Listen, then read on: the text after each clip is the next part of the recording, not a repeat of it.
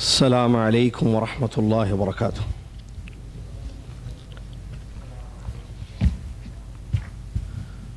الحمد لله رب العالمين، والصلاة والسلام على رسوله الأمين، أما بعد. أعوذ بالله من الشيطان الرجيم، بسم الله الرحمن الرحيم. يا أيها الذين آمنوا اتقوا الله حق تقاته ولا تموتن إلا وأنتم مسلمون. يا أيها الناس اتقوا ربكم الذي خلقكم من نفس واحدة وخلق منها زوجها وبث منهما رجالا كثيرا ونساء، واتقوا الله الذي تساءلون به والأرحام إن الله كان عليكم رقيبا.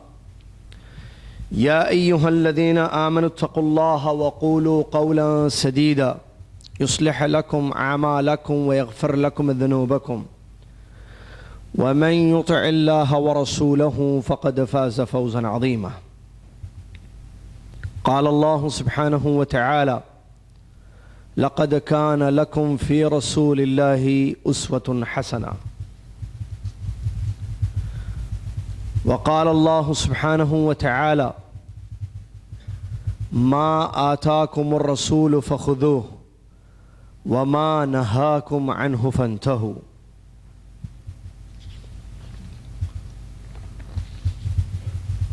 وفي الحديث قوله صلى الله عليه وسلم: من أحدث في أمرنا هذا ما ليس منه فهو رد. متفق علیہ۔ ہر قسم کی تعریف و بڑائی، کبریائی، نعمتوں پر شکر اللہ رب العالمین احکم الحاکمین الہ العالمین کے لیے ہے، جو اللہ رب العالمین ہر ایک کا خالق، سب کا مالک، سب کا رازق ہے۔ اس کے سوا عبادت اور بندگی کے لائق کوئی نہیں۔ اسی نے ہم کو پیدا بھی کیا ہے اور وہی ہمیں رزق دیتا ہے، اور اسی کا یہ حکم ہے کہ ہم اس کی عبادت تنہا کریں۔ سبحان اللہ و بحمدہ سبحان اللہ العظیم۔ اس کے بعد درود و سلام ہو امام الانبیاء محمد الرسول اللہ صلی اللہ علیہ وسلم کی ذات گرامی پر، کہ جن کی حیات طیبہ، جن کی زندگی ہمارے لیے اسوہ حسنہ ہے، جن کی اطاعت اور فرمانبرداری کا حکم دیا گیا ہے، اور اطاعت کرنے والوں کے لیے خوشخبریاں سنائی گئی ہیں، اور جن کی مخالفت اور نافرمانی سے منع کیا گیا ہے، اور اس پر سخت وعیدیں کتاب و سنت میں بیان کی گئی ہیں۔ اللہم صلی علی محمد وعلی آل محمد کما صلیت علی ابراہیم وعلی آل ابراہیم انک حمید مجید۔ اللہم بارک علی محمد وعلی آل محمد کما بارکت علی ابراہیم وعلی آل ابراہیم انک حمید مجید۔ معزز حاضرین اور سامعین و ناظرین، معزز طلباء کرام، یہ 10واں علمی دورہ پیارے نبی علیہ السلام کی سیرت کے بارے میں موضوع زندگی گزارنے کے انمول طریقے پیارے نبی علیہ السلام کی سیرت کی روشنی میں، جیسا کہ آپ کو معلوم ہے، یہ 10واں علمی دورہ مکتب شرق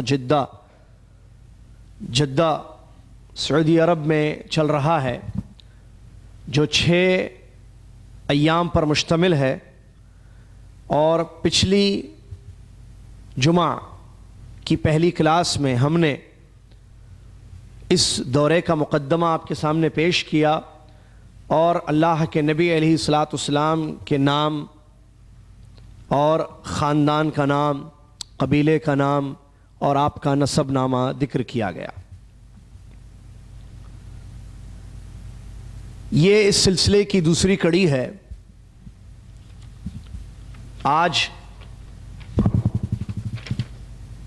6 ربیع الاول 1434 ہجری مطابق 18 جنوری 2012 عیسوی جمعہ کے دن مکتب شرق جدہ کے اس آڈیٹوریم میں یہ دورہ چل رہا ہے۔ سلسلے کو آگے بڑھاتے ہیں اور پیارے نبی علیہ الصلاۃ والسلام کی سیرت کے حوالے سے کچھ اور باتیں معلوم کرتے ہیں انشاءاللہ۔ اللہ سے دعا ہے کہ اللہ تبارک و تعالی صحیح سیرت نبویہ پڑھنے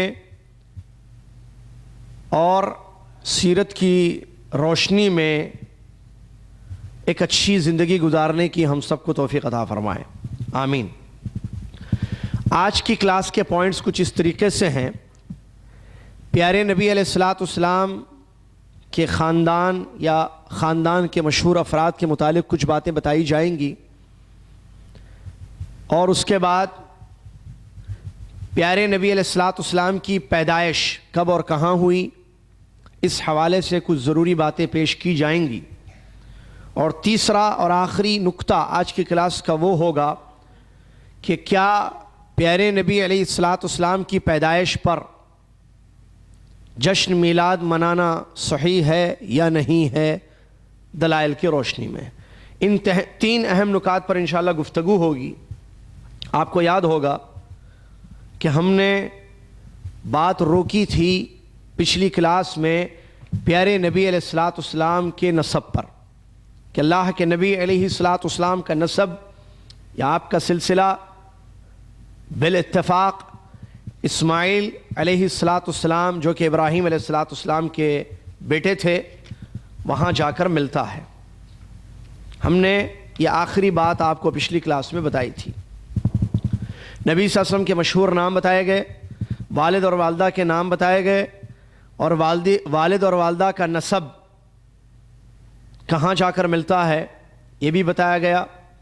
نبی علیہ الصلاۃ والسلام کے دادا کا نام، کس قبیلے سے آپ کا تعلق تھا اور کس خاندان سے آپ کا تعلق تھا، اور آپ کا مکمل نسب کیا تھا۔ یہ پوائنٹس جو کہ مذکرے میں بھی موجود ہیں ہم نے آپ کو بتایا تھا۔ سلسلہ آگے بڑھاتے ہیں۔ ہمارے نبی علیہ الصلاۃ والسلام کا قبیلہ قریش، جیسے کہ پچھلے درس میں بتایا گیا، عرب کا سب سے معزز اور معتبر قبیلہ تھا۔ اس قبیلے کے 4 افراد کو ایک منفرد مقام حاصل ہوا، اور ان کے بارے میں مختصر معلومات آپ کی خدمت میں پیش کی جا رہی ہیں۔ نمبر 1 ہے قصی جو کلاب کے بیٹے تھے، نمبر 2 ہاشم، نمبر 3 عبد المطلب جو دادا تھے، نمبر 4 عبداللہ جو پیارے نبی صلی اللہ علیہ وسلم کے والد تھے۔ ان 4 لوگوں کو ایک خصوصی مقام حاصل ہے جو یہاں پر بیان کیا جا رہا ہے۔ قصی جو اللہ کے نبی علیہ الصلاۃ والسلام کے نسب میں ہمیں ملتا ہے، نام قصی ابن کلاب، یہ نبی علیہ الصلاۃ والسلام کے دادا عبد المطلب کے دادا عبد مناف کے والد تھے۔ یعنی نبی صلی اللہ علیہ وسلم کا جو نام ہے محمد بن عبداللہ بن عبد المطلب بن ہاشم بن عبد مناف بن قصی بن کلاب، تو قصی یہ جو نام اس نسب میں ملتا ہے، ان کے بارے میں یہ آیا ہے سیرت کی کتابوں میں کہ ان کا اصل نام تھا زید۔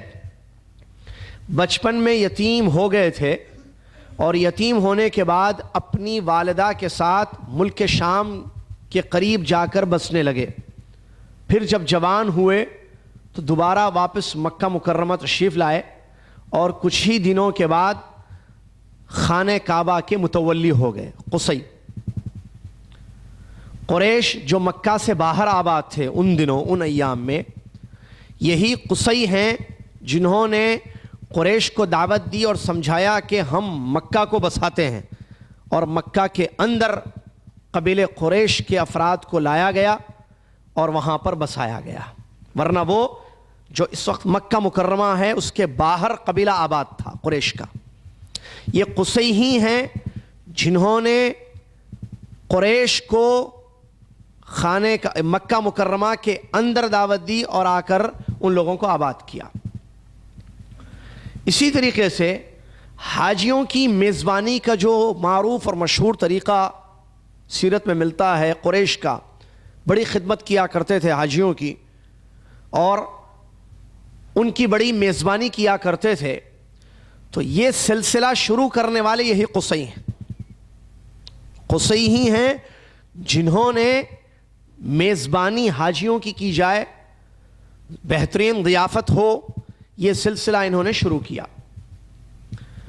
اسی طریقے سے ایک تیسرا بڑا کارنامہ ان کا یہ تھا کہ خانہ کعبہ کے شمال میں دار الندوہ کے نام سے ایک گھر بھی انہوں نے بنایا، دار الندوہ کے نام سے، جو قریش کے اجتماعات کا مرکز بنا۔ دار الندوہ کے نام سے خانہ کعبہ کے شمال میں ایک گھر انہوں نے بنایا قصی نے، دار الندوہ اس کا نام رکھا گیا۔ کوئی بھی ضروری باتیں کرنی ہو، اجتماعات ہوں قریش کے، آپس میں مل کر بیٹھ کر کوئی فیصلہ کرنا ہے، تو یہ دار الندوہ ہی میں ہوتا تھا، مشہور تھا یہ قریش میں، تو اس کو بنانے والے بھی یہی ہیں۔ اسی طریقے سے قریش کا جھنڈا اور کمان بھی پورے قبیلے قریش کی انہی قصی کے ہاتھ میں تھی۔ بہت زیادہ کرم والے، بڑے عقل مند اور بڑے صراحت سے گفتگو کرنے والے یہ قصی قریش خاندان میں معروف اور مشہور ہو گئے۔ اس کے بعد دوسرا نام آتا ہے ہاشم کا، جس کے بارے میں کچھ ہم نے بتایا تھا کہ ان کا اصلی نام ہاشم نہیں بلکہ عمر تھا، پچھلی کلاس میں بتایا، جو نبی صلی اللہ علیہ وسلم کے پردادا ہوتے ہیں۔ تو یہ ہاشم اپنے دور میں ایک عظیم انسان شمار ہوتے تھے، اور وادی بطحا کا سردار ان کو لقب ملا۔ ہاشم کو یہ لقب ملا کہ یہ وادی بطحا کے سردار ہیں، اور روٹی توڑ کر گوشت اور شوربے میں ملا کر لوگوں کو کھانا کھلانے کا سلسلہ انہوں نے شروع کیا، جو بعد میں حاجیوں کو بھی یہ چیز پہنچائی جاتی تھی۔ اور یہ پہلے نہیں تھی یہ چیز عربوں میں، روٹی توڑ کر، روٹی کے ٹکڑے کر کے شوربے میں اور گوشت میں ملانا، اور اس کے بعد لوگوں کو کھلانا یا خود کھانا اور حاجیوں کو بھی کھلانا، یہ سلسلہ انہوں نے ہی شروع کیا ہاشم نے۔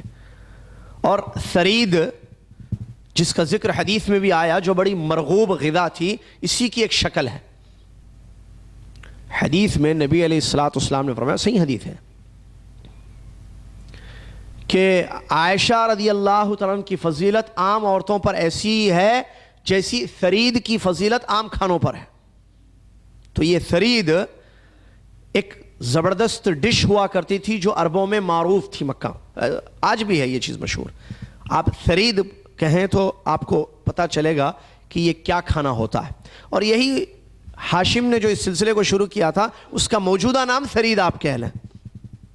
ایک خاص قسم کی روٹی ملتی ہے آپ کو سپر مارکیٹ دانوں وغیرہ میں بھی ملے گی ثرید کے لیے روٹی، اس کو توڑ کر اس کے ٹکڑے کرنا اور گوشت اور شوربے کے ساتھ اس کو بنانا، یعنی گوشت کو پکا کر روٹیاں اس میں ڈالی جاتی ہیں، روٹی کے ٹکڑے، ایک خاص قسم کی روٹی ہوتی، اس کے ٹکڑے ڈالے جاتے ہیں۔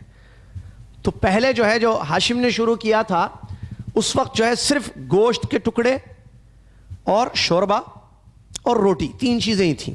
بعد میں کچھ اور چیزیں بھی آج ثرید میں جو ہے، کچھ چیزیں ذائقے کے لیے، مزے کے لیے کچھ اور چیزیں بھی ملائی جاتی ہیں، ٹھیک ہے۔ تو یہ وہ معروف ڈش ہے جو ثرید کے نام سے مشہور ہے، اور بڑی مرغوب غذا ہے، بڑی اچھی غذا ہے، جو زمانے جاہلیت ہی سے بلکہ پرانے دور ہی سے عربوں میں معروف ہے۔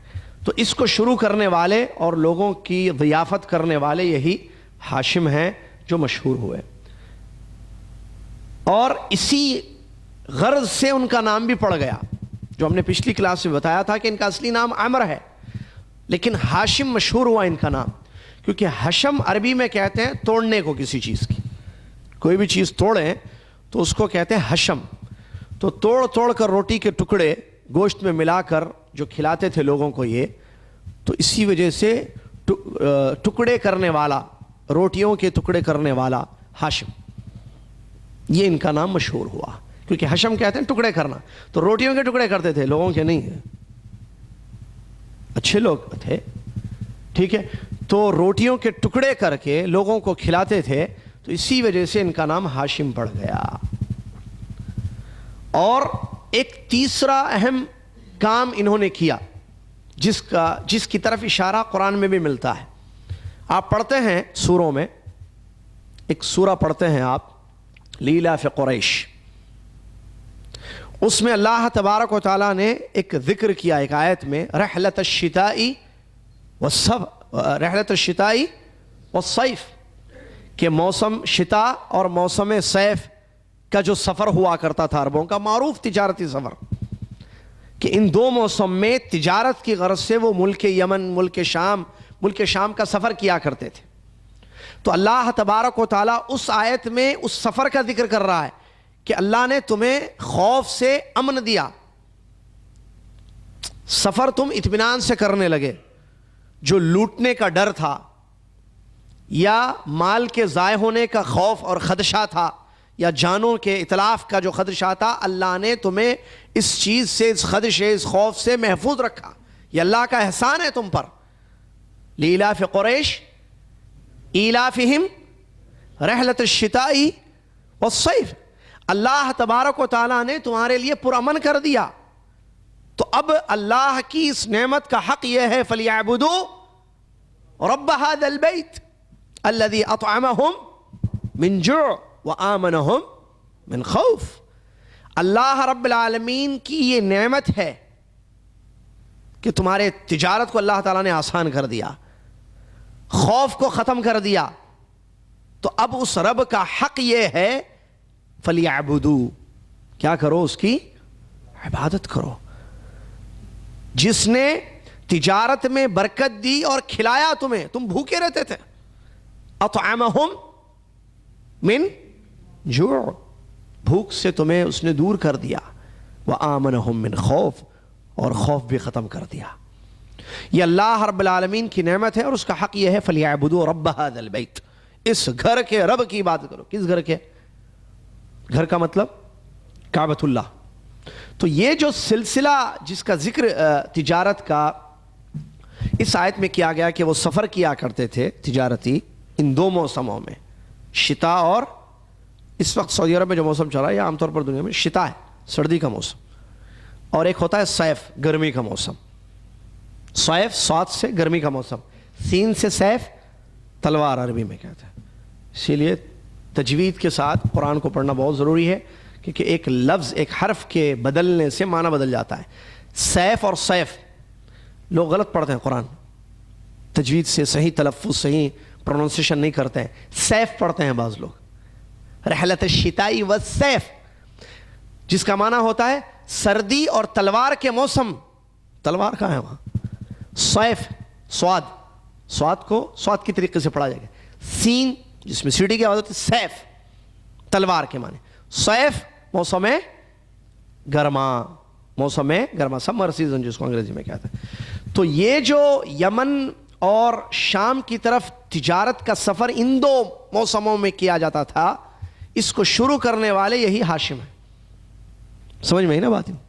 تو اس طریقے سے یہ منفرد شخصیت تھے۔ عبد المطلب، یہ کون ہے؟ دادا، چاچا کہاں؟ پیارے نبی علیہ السلام کے دا محمد بن عبداللہ بن عبد المطلب۔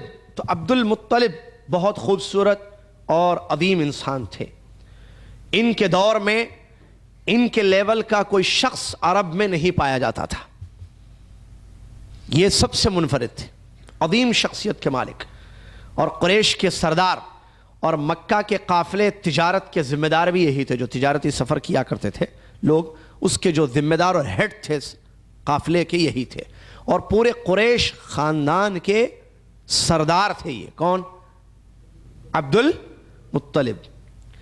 اور جود و سخاوت میں کافی مشہور تھے۔ کیا مطلب جود و سخاوت؟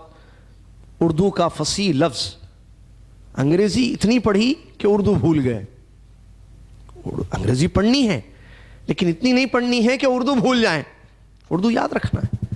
تو اردو میں جود و سخاوت کہتے ہیں خرچ کرنا زیادہ، جود اور سخاوت، سخی آدمی، خرچ کرنے والا، کھلانے والا، پلانے والا، لوگوں کو دینے والا۔ تو عبد المطلب سخاوت میں بہت مشہور تھے، اتنے مشہور تھے، اتنی سخی تھے کہ ان کا لقب پڑ گیا فیاض۔ فیاض نام سنیں گے، فیاض کہتے ہیں، یاز نہیں ہے وہ، میں نے کہا نا گڑبڑ ہے سب تلفظ میں۔ فیاض، تو فیاض کہتے ہیں فیض کرنے والا، فیض عربی میں کہتے ہیں، جس کو فصیح اردو میں بھی استعمال کیا جاتا ہے لفظ، خرچ کرنے والا، دینے والا، سخی آدمی، بڑا فیض ہے اس کے پاس، کہتے ہیں اردو بڑا فیاض۔ اور اردو میں مثال بھی دی جاتی ہے، کہتے ہیں بڑا فیاض آدمی ہے یہ۔ کیا مطلب بڑا فیاض ہے؟ بڑا سخی آدمی ہے، بہت خرچ کرتا ہے اللہ کی راہ میں۔ تو یہ عبد المطلب بڑا خرچ کیا کرتے تھے، اور اسی وجہ سے ان کا لقب کیا پڑا؟ فیاض۔ اور ایک شرف ان کو حاصل ہے عبد المطلب کو، اور وہ ہے زمزم کا کنواں کھودنے کا۔ زمزم آپ جانتے ہیں، پیارے نبی علیہ الصلوۃ والسلام نے حدیث میں جس کا ذکر فرمایا، سب سے افضل، سب سے اچھا پانی زمزم کا پانی۔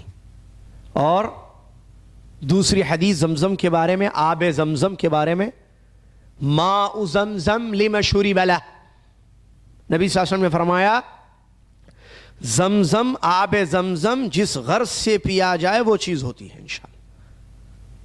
ماء زمزم، زمزم کا پانی، لما شرب لہ، جس غرض کے لیے پیا جائے وہ چیز ہوتی ہے۔ ایمان ہو انسان کے زندگی میں، انسان کے دل میں، اور ایک آدمی شفا کے لیے پی رہا ہے تو اس کو شفا ہوگی۔ ایک آدمی قوت کے لیے پیتا ہے، طاقت آئے مجھے، طاقت ملے گی اس کو۔ ماء زمزم لما شرب لہ۔ ایک آدمی اس لیے پیتا ہے کہ میں بھولوں نہیں، اللہ سے دعا کرتا ہے، ایک نیت اس کی ہوتی ہے کہ اللہ میری یادداشت کو قوی کر دے، میں بھولوں نہیں کوئی چیز، جو پڑھوں وہ یاد ہو جائے۔ اللہ اکبر۔ تو وہی چیز حاصل ہوتی تھی۔ علامہ ابن قیم رحمۃ اللہ علیہ، شیخ الاسلام ابن تیمیہ رحمۃ اللہ علیہ کے مشہور شاگرد ہیں۔ یہ جو نام آئیں گے دوروں میں، اس کو یاد رکھنا ہے آپ کو ہمیشہ۔ یہ اسلام کے شیوخ ہیں، محدثین ہیں، علماء اکرام ہیں، جنہوں نے بڑی خدمت کی ہے اسلام کی۔ جو نام آئیں گے بیچ میں بہت خدمات ہیں، جیسے ابھی میں نے نام لیا شیخ الاسلام ابن تیمیہ، احمد ان کا نام تھا، ابن تیمیہ رحمۃ اللہ علیہ معروف ہیں۔ اللہ اکبر، بڑی تصانیف، بڑی خدمات، بہت کچھ کیا اسلام کے لیے۔ موضوع نہیں ہے سیرت شیخ الاسلام ابن تیمیہ کا، وہ موضوع ہوگا وہاں وہ گفتگو کی جائے گی انشاءاللہ، لیکن اشارہ بس کرنا مقصود ہے کہ نام یاد رکھنا ہے، اس لیے کہ یہ وہ بزرگ ہستیاں ہیں جنہوں نے اسلام کے لیے بڑی قربانیاں پیش کی ہیں، بہت قربانیاں پیش کی۔ شیخ الاسلام، نقب پڑھا دیکھیں، شیخ الاسلام، اور یہ اصلی شیخ الاسلام ہے۔ کیا مطلب اصلی؟ بھئی کوئی اپنے آپ کو شیخ الاسلام کہے، یہ لوگ اس کو اس کی بدعات اور خرافات کی وجہ سے شیخ الاسلام کہے، تو وہ اہل علم کی نظر میں شیخ الاسلام نہیں۔ عوام جس کو ہیرو کہیں وہ ہیرو نہیں ہوتا ہے، عوام ہے۔ آپ کو معلوم، عوام سے ووٹ لینے کے لیے غنڈہ بھی ان کو خوش کر کے ووٹ لے لیتا ہے، لوگ اس کو بھی ووٹ دے دیتے ہیں، ٹھیک ہے بھئی تم ہی ہمارے بڑے بن جاؤ۔ عوام ہے، العوام کالانعام کہا گیا۔ بات یہ ہے کہ اہل علم کیا کہتے ہیں، اہل علم نے کس کو شیخ الاسلام کہا ہے۔ اللہ اکبر۔ اسلام کا شیخ، شیخ الاسلام کا معنی، اور اسلام کا معنی توحید ہے۔ جو توحید پھیلائے، جو حقیقی اسلام کی دعوت دے اور اس سلسلے میں قربانیاں پیش کرے وہ شیخ ہے. جو اسلام کے خلاف پروپیگنڈا کرے، اسلام کے خلاف دعوت کرے، وہ شیخ کیسے ہو سکتا ہے؟ اسلام کی جڑ ہے توحید، ایک اللہ کی خالص عبادت جس کے ساتھ کسی کو شریک نہیں کرنا. یہ پیارے نبی، ابھی آ رہی ہے آگے باتیں انشاءاللہ ہم پڑھیں گے. ہمارے نبی صلی اللہ علیہ وسلم کی بعثت کا مقصد کیا تھا؟ کیوں تشریف لائے دنیا میں ہمارے نبی محمد صلی اللہ علیہ وسلم؟ آج ہم پڑھیں گے پیدائش آپ کی صلی اللہ علیہ وسلم. اور اس حوالے سے بڑی اہم بات میں نے بتائی نا، وہ جشن کے حوالے سے باتیں بتائی جائیں گی آپ کو کہ یہ کیا ہو رہا ہے اور کب سے ہو رہا ہے، کیا ماجرا ہے یہ. تو پیارے نبی علیہ الصلوۃ والسلام کی پیدائش کا اہم مقصد، آپ کی بعثت کا اہم مقصد توحید کی دعوت ہے، جو آگے آئیں گا. لوگوں کو ایک اللہ کی عبادت کی طرف دعوت دینا اور شرک سے منع کرنا. تو جو پیارے نبی صلی اللہ علیہ وسلم کے اس اہم فریضے، اس اہم کام کی طرف دعوت دے، وہ ہے شیخ. جو شیخ الاسلام ابن تیمیہ رحمۃ اللہ علیہ نے کیا اور دیگر علماء نے کیا. جو شرک کی طرف دعوت دے، توحید کی ضد، پیارے نبی صلی اللہ علیہ وسلم کی بعثت کے مقصد کے خلاف لوگوں کو دعوت دے، وہ شیخ کیسے ہو سکتا ہے؟ اور ہر ایک جس کو شیخ کہا جائے وہ شیخ نہیں ہوتا ہے نا بھائی. کل یدعی وصلا بلیلہ ولیلہ ولا تقر لهم بذاک، عربی میں کہا. دعوے تو بہت ہوتے ہیں لیکن حقیقت کچھ اور ہوتی ہے. ہر چمکتی چیز سونا نہیں ہوتی. کسی پیلی چیز کو کوئی بچہ سمجھے، کوئی اور سمجھے یہ شاید سونا ہے، تو جب تحقیق ہوگی تو پتہ چلے گا نہیں، آپ نے جس کو سونا سمجھا وہ سونا نہیں ہے. سونے کا کلر اوپر لگایا گیا ہے، اور سونے کا رنگ چڑھانے سے چیز سونا نہیں ہوتی ہے. ٹھیک ہے نا؟ تو شیخ الاسلام ابن تیمیہ رحمۃ اللہ علیہ کے شاگرد، وہ بھی بڑے شیخ گزرے. شیخ کا شاگرد توحید کی دعوت دینے والے کے شاگرد بھی توحید کی دعوت دیں گے. شاگرد اپنے استاد کے جیسے ہوتا ہے. شرک کی دعوت دینے والوں کے شاگرد، آج ابلیس کے شاگرد بہت ہیں دنیا میں جو ابلیس کا کام کرتے ہیں. شرک، بدعت، خرافات، شر، گناہ کی دعوت دینے والے لوگ، یہ ابلیس کے شاگرد ہیں. خیر اور نیکیوں کی طرف دعوت دینے والے یہ اچھے لوگ ہوتے ہیں. چلیے، تو ابن قیم رحمۃ اللہ علیہ مکہ مکرمہ میں تھے تو زمزم کے حوالے سے بات نکلی تو انہوں نے زمزم پیا جو ہم بھی پیتے ہیں. انہوں نے دعا کی، اے اللہ مجھے بیماریوں سے محفوظ رکھ اور مجھے قوت حافظہ عطا فرما. کہتے ہیں ابن قیم رحمۃ اللہ علیہ، اس کے بعد کبھی مجھے بخار نہیں آیا، میں کبھی بیمار نہیں ہوا اس کے بعد، جب سے میں نے زمزم پی کر یہ سچے دل سے اللہ رب العالمین سے دعا کی. اور بات آ گئی، اس لیے میں بات فائدے کی بات ہے. دعا قبول ہوتی ہے، نہ ہو تو اس کے پیچھے کچھ وجوہات ہوتی ہیں. یا تو دعا ہی میں پرابلم، یہ دعا کرنے والے میں پرابلم. کیوں؟ اس لیے کہ دعا اور قبولیت اس میں تین چیزیں ہیں بھائی. ایک بات ذہن میں رکھیں فائدے کی. ایک ہوتی ہے دعا، ایک ہوتی ہے دعا کرنے والا، تیسری کیا چیز ہو سکتی ہے؟ نہیں، جس سے دعا کی جا رہی ہے.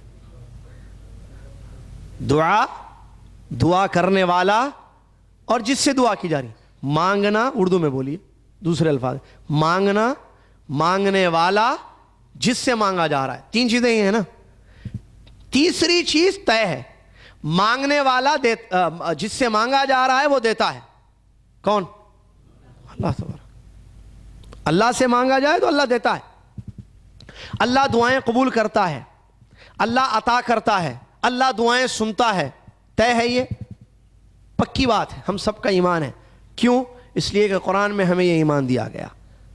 وَقَالَ رَبُّكُمْ ادْعُونِي أَسْتَجِبْ لَكُمْ. تمہارے رب نے کہا ہے مجھ سے مانگو میں دوں گا. اِذَا سَأَلَكَ عِبَادِي عَنِّي فَإِنِّي قَرِيبٌ أُجِيبُ دَعْوَةَ الدَّاعِ إِذَا دَعَانِي فَلْيَسْتَجِيبُوا لِي وَلْيُؤْمِنُوا بِي. ترجمہ، نبی صلی اللہ علیہ وسلم آپ سے جب میرے بندے میرے بارے میں پوچھیں تو ان سے کہہ دو کہ میں ان کے قریب ہوں. دور نہیں ہے اللہ, قریب ہے. دور کے لیے واسطے چاہیے, قریب ہے, اتنا قریب. انہ علیم بذات الصدور, سینے میں کیا ہے وہ جانتا ہے, اتنا قریب ہے. سینے میں کیا ہے, ارادے, نیتوں سے وہ واقف, ضمائر سے وہ واقف, باطن سے وہ واقف. اللہ رب العالمین. ہم نے نہیں پہچانا نا قرآن حدیث کی روشنی میں اس کو. اس کی صفت ہے کہ وہ علیم ہے, علم اس کی صفت ہے, سینوں کے بھیدوں کو جاننے والا, قریب ہے. اجیب دعوت الداعی اذا دعانی, جب مانگنے والا مجھ سے مانگتا ہے میں اس کو دیتا ہوں. اللہ نے فرمایا تو میرے بندوں سے کہو میں مجھ پر ایمان رکھیں اور مجھ سے مانگیں تاکہ انہیں سیدھا راستہ مل جائے. تو اللہ دینے والا ہے. اب باقی رہ گئی دو چیزیں. اللہ کا وعدہ اپنی جگہ, ان اللہ لا یخلف المیعاد, اللہ وعدے کے خلاف نہیں ہوتا ہے, وہ دینے کے لیے تیار. ٹھیک ہے. اب مانگنے والا اور مانگ غلط ہو تو پھر وہ پوری نہیں ہوتی. جیسے کوئی قطع رحمی مانگے, کوئی گناہ طلب کرے, کوئی غلط چیز مانگے, حرام چیز طلب کرے, ملے گی وہ چیز اس کو؟ نہیں ملے گی نا بھائی. کوئی حرام دعا کرتا ہے کسی سے, حرام دعائیں ہوتی ہیں بہت ساری ہیں. جیسے کوئی رشتہ توڑنے کے لیے دعا کر رہا ہے, اے اللہ میں اس کو نہ دیکھوں وہ مجھے نہ دیکھے, اللہ ایسا کچھ کر دے, وہ مجھے نظر نہ آئے, میں کون چاچا, کون ماموں, کون خالہ. ایک عورت یا ایک بہن اپنے بہن کے لیے کہے, اے اللہ تو کچھ ایسا کر دے کہ میری بہن کی صورت نظر نہ آئے مجھے. یہ کون سی دعا ہے بھائی؟ خطۂ رحمی, میرا اس کا تعلق ختم ہو جائے, اللہ کچھ ایسا کر دے. رشتے ختم کی دعا کی جا رہی ہے, غلط ہے, یہ گناہ ہے. اس کے علاوہ اور بھی بہت سارے گناہ ہیں. ٹھیک ہے, بہت ساری باتیں. جیسے نوجوان کوئی دعا کرتا ہے اللہ تعالیٰ سے, کہتا ہے کہ اے اللہ میں آج ملنے جا رہا ہوں, تجھے معلوم ہے, میں ایسی کہہ رہا ہوں, مثالیں بہت ساری. اے اللہ میں اس لڑکی سے ملنے جا رہا ہوں, راستہ کلیئر ہو جائے اور جو مقصد ہے وہ پورا ہو جائے. بس کرتے ہیں جہالت میں آ کر, اعوذ باللہ من ذالک. مثال ایسی دے رہا. مثالیں اور بھی بہت ساری ہیں. غور کرو کہ کون سا گناہ جو شریعت میں قرآن و حدیث کے خلاف ہے ایسی دعائیں مانگی جائیں. بولا چلی, یا اعتداء فی الدعا جس کو کہا گیا. اور ایک پرابلم ہوتا ہے مانگنے والے میں, مانگنے والا شرک عقیدہ رکھتا ہے, شرک سے مانگ رہا ہے. اچھا مانگنے میں شرک بھی ہوتا ہے, جیسے دعا میں غلطی کیا ہے, شرک سے مانگ رہے ہیں, شرکیہ طریقے پر دعائیں کی جا رہی ہیں. ٹھیک ہے, تو قبول نہیں ہوں گی وہ. چلیے, مانگنے والے میں پرابلم, جیسے اس کا عقیدہ صحیح نہیں ہے, وہ ایمان سے نہیں مانگ رہا ہے, غافل دل سے مانگ رہا ہے, دل جوئی سے نہیں مانگ رہا ہے, یا حرام کمائی ہے اور مانگ رہا ہے. یہ سب رکاوٹیں ہیں نا بھائی. تو یہ ابن قیم رحمۃ اللہ علیہ نے خود اپنی کتابوں میں لکھا ہے. یہ بات جو ابھی میں بتا رہا ہوں انہی کے حوالے سے آ گئی یہ بات. ہم ان کی دعا کو ذکر کر رہے تھے زمزم کے ذکر میں, تو انہوں نے خود حدیثوں کی روشنی میں, سلف کے اقوال کی روشنی میں یہ بات بتائی کہ دعا داعی اور مدعو ہوتے ہیں. اللہ تعالیٰ مدعو, جس سے دعا کی جا رہی وہ دینے والا ہے, اس کا وعدہ پکا ہے. اگر دعا میں غلطی ہوگی مانگنے میں تو دعا قبول نہیں ہوگی, یا مانگنے والا غلط ہوگا تو پھر اس کی دعائیں قبول نہیں کی جائیں. ابن قیم رحمۃ اللہ علیہ نے سچے دل سے ایمان کے ساتھ موحد تھے, دعا کی, اللہ تعالیٰ نے ان کی دعا قبول کر لی. تو یہ جو زمزم کا سلسلہ, زمزم کے متعلق بات ہو رہی تھی کہ عبد المطلب کو وہ شرف حاصل ہے جنہوں نے کنواں کھودا زمزم کا. وہ خواب وغیرہ مشہور واقعہ ہے سیرت میں, آپ کو معلوم ہوا ہوگا کہ ان کو خواب آیا تھا اور اس کے مطابق انہوں نے جو ہے عمل کیا تو زمزم کا کنواں ان کو مل گیا. ٹھیک ہے, تو زمزم کا کنواں کھودنے کا شرف بھی انہیں کو حاصل ہے. اس کنویں کو بنو جرہم نے مکہ سے جلا وطن ہوتے ہوئے پاٹ دیا تھا, مطلب اس کو ختم کر دیا تھا. اب اس کا پتہ نہیں چل رہا تھا کہ وہ کس جگہ پر ہے. ٹھیک ہے, تو انہی کو وہ شرف ملا کہ ان کو خواب آیا, فلاں جگہ بتائی گئی, تو وہ گئے اور کھودے تو وہاں وہ کنواں نظر آیا زمزم کا, جو تلاش کیا جا رہا تھا, نہیں مل رہا تھا. ٹھیک ہے, اور انہی کے زمانے میں ہاتھیوں کا واقعہ پیش آیا, عام الفیل. ابراہا ایک لشکر لے کر آیا، معروف واقعہ ہے، یمن سے آیا، ایک بری نیت لے کر آیا کہ میں مکہ کو، خانہ کعبہ کو ڈھا دوں گا، کیونکہ اس نے ایک چیز بنائی تھی اور اس نے دعوت دی تھی لوگوں کو کہ اس کا طواف کرے۔ اس کو معلوم تھا کہ قریش اور قبیلے قریش اور عربوں کے قبیلوں میں جو ہے خانہ کعبہ کی بڑی عزت ہے، بڑا مقام ہے۔ تو حسد اور دشمنی میں اس نے کہا کہ میں اس گھر کو توڑنے جاؤں گا۔ ہاتھیوں کا لشکر، 60,000 کا بڑا لشکر، عظیم لشکر لے کر وہ آیا کعبے کو توڑنے کے لیے، ختم کرنے کے۔ معروف واقعہ بتایا جاتا ہے، پڑھایا جاتا ہے نا۔ یہ انہی کے زمانے میں ہوا، عبد المطلب کے زمانے میں یہ واقعہ پیش آیا، اور سورہ فیل کی تفسیر میں بھی آپ وہ پڑھ سکتے ہیں، معلوم کر سکتے ہیں پورا واقعہ۔ آیا وہ اٹھانے کے لیے تو ایک وادی محصر جو منی مزدلفہ کے پاس ہے، وادی محصر میں اس کا لشکر پہنچا تو وہاں سے وہ ہاتھی آگے نہیں بڑھا۔ بہرحال اللہ تعالیٰ نے ابابیل پرندوں کو بھیج کر اس کو اور اس کے لشکر کو برباد کر دیا۔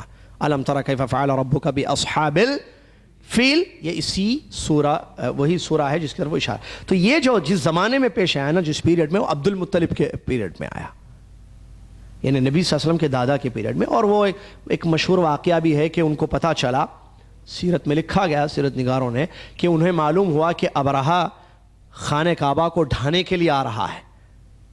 دیکھیے ہاں، اس زمانے میں اسلام نہیں تھا، یعنی نبی صلی اللہ علیہ وسلم جو دعوت لے کر آئے اسلام 40 سال میں، وہ آگے پڑھیں گے، معلوم ہے نا، وہ 40 سال جو موٹی موٹی باتیں تو معلوم ہے آپ۔ تو ابھی نبی صلی اللہ علیہ وسلم کی پیدا، ان کے والد نہیں ہے ابھی، تو یہ دادا کا واقعہ ہے، یہ دادا کا واقعہ ہے۔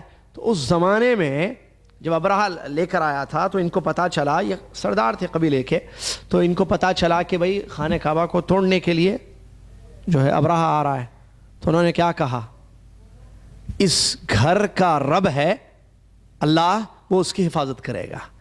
وہ اپنی بکریوں کو لے کر چلے گئے، اور واقعہ ایک بات ہے کہ انہوں نے جا کر دعا کی، خانہ کعبہ میں جا کر دعا کی، کہا کہ اے اللہ، تجھ کو معلوم ہے کہ ایک شخص تیرے اس گھر کو توڑنے کے لیے آ رہا ہے، یہ تیرا گھر ہے، ہمارے پاس اتنی طاقت نہیں ہے کہ ہم حفاظت اس کا مقابلہ کریں، 60,000 کا عظیم لشکر لے کر آ رہا ہے، ہم اپنی بکریوں کی حفاظت کرنے کے لیے نکل رہے ہیں، ہم جا رہے ہیں اپنی بکریوں کی حفاظت کے لیے، جو ہماری اپنی ملکیت ہے، تو نے ہمیں عطا کی ہے، لیکن یہ گھر، اس کی حفاظت ہم نہیں کر سکتے، ہمارے بس میں نہیں ہے، تو بچا لے اپنے گھر کو۔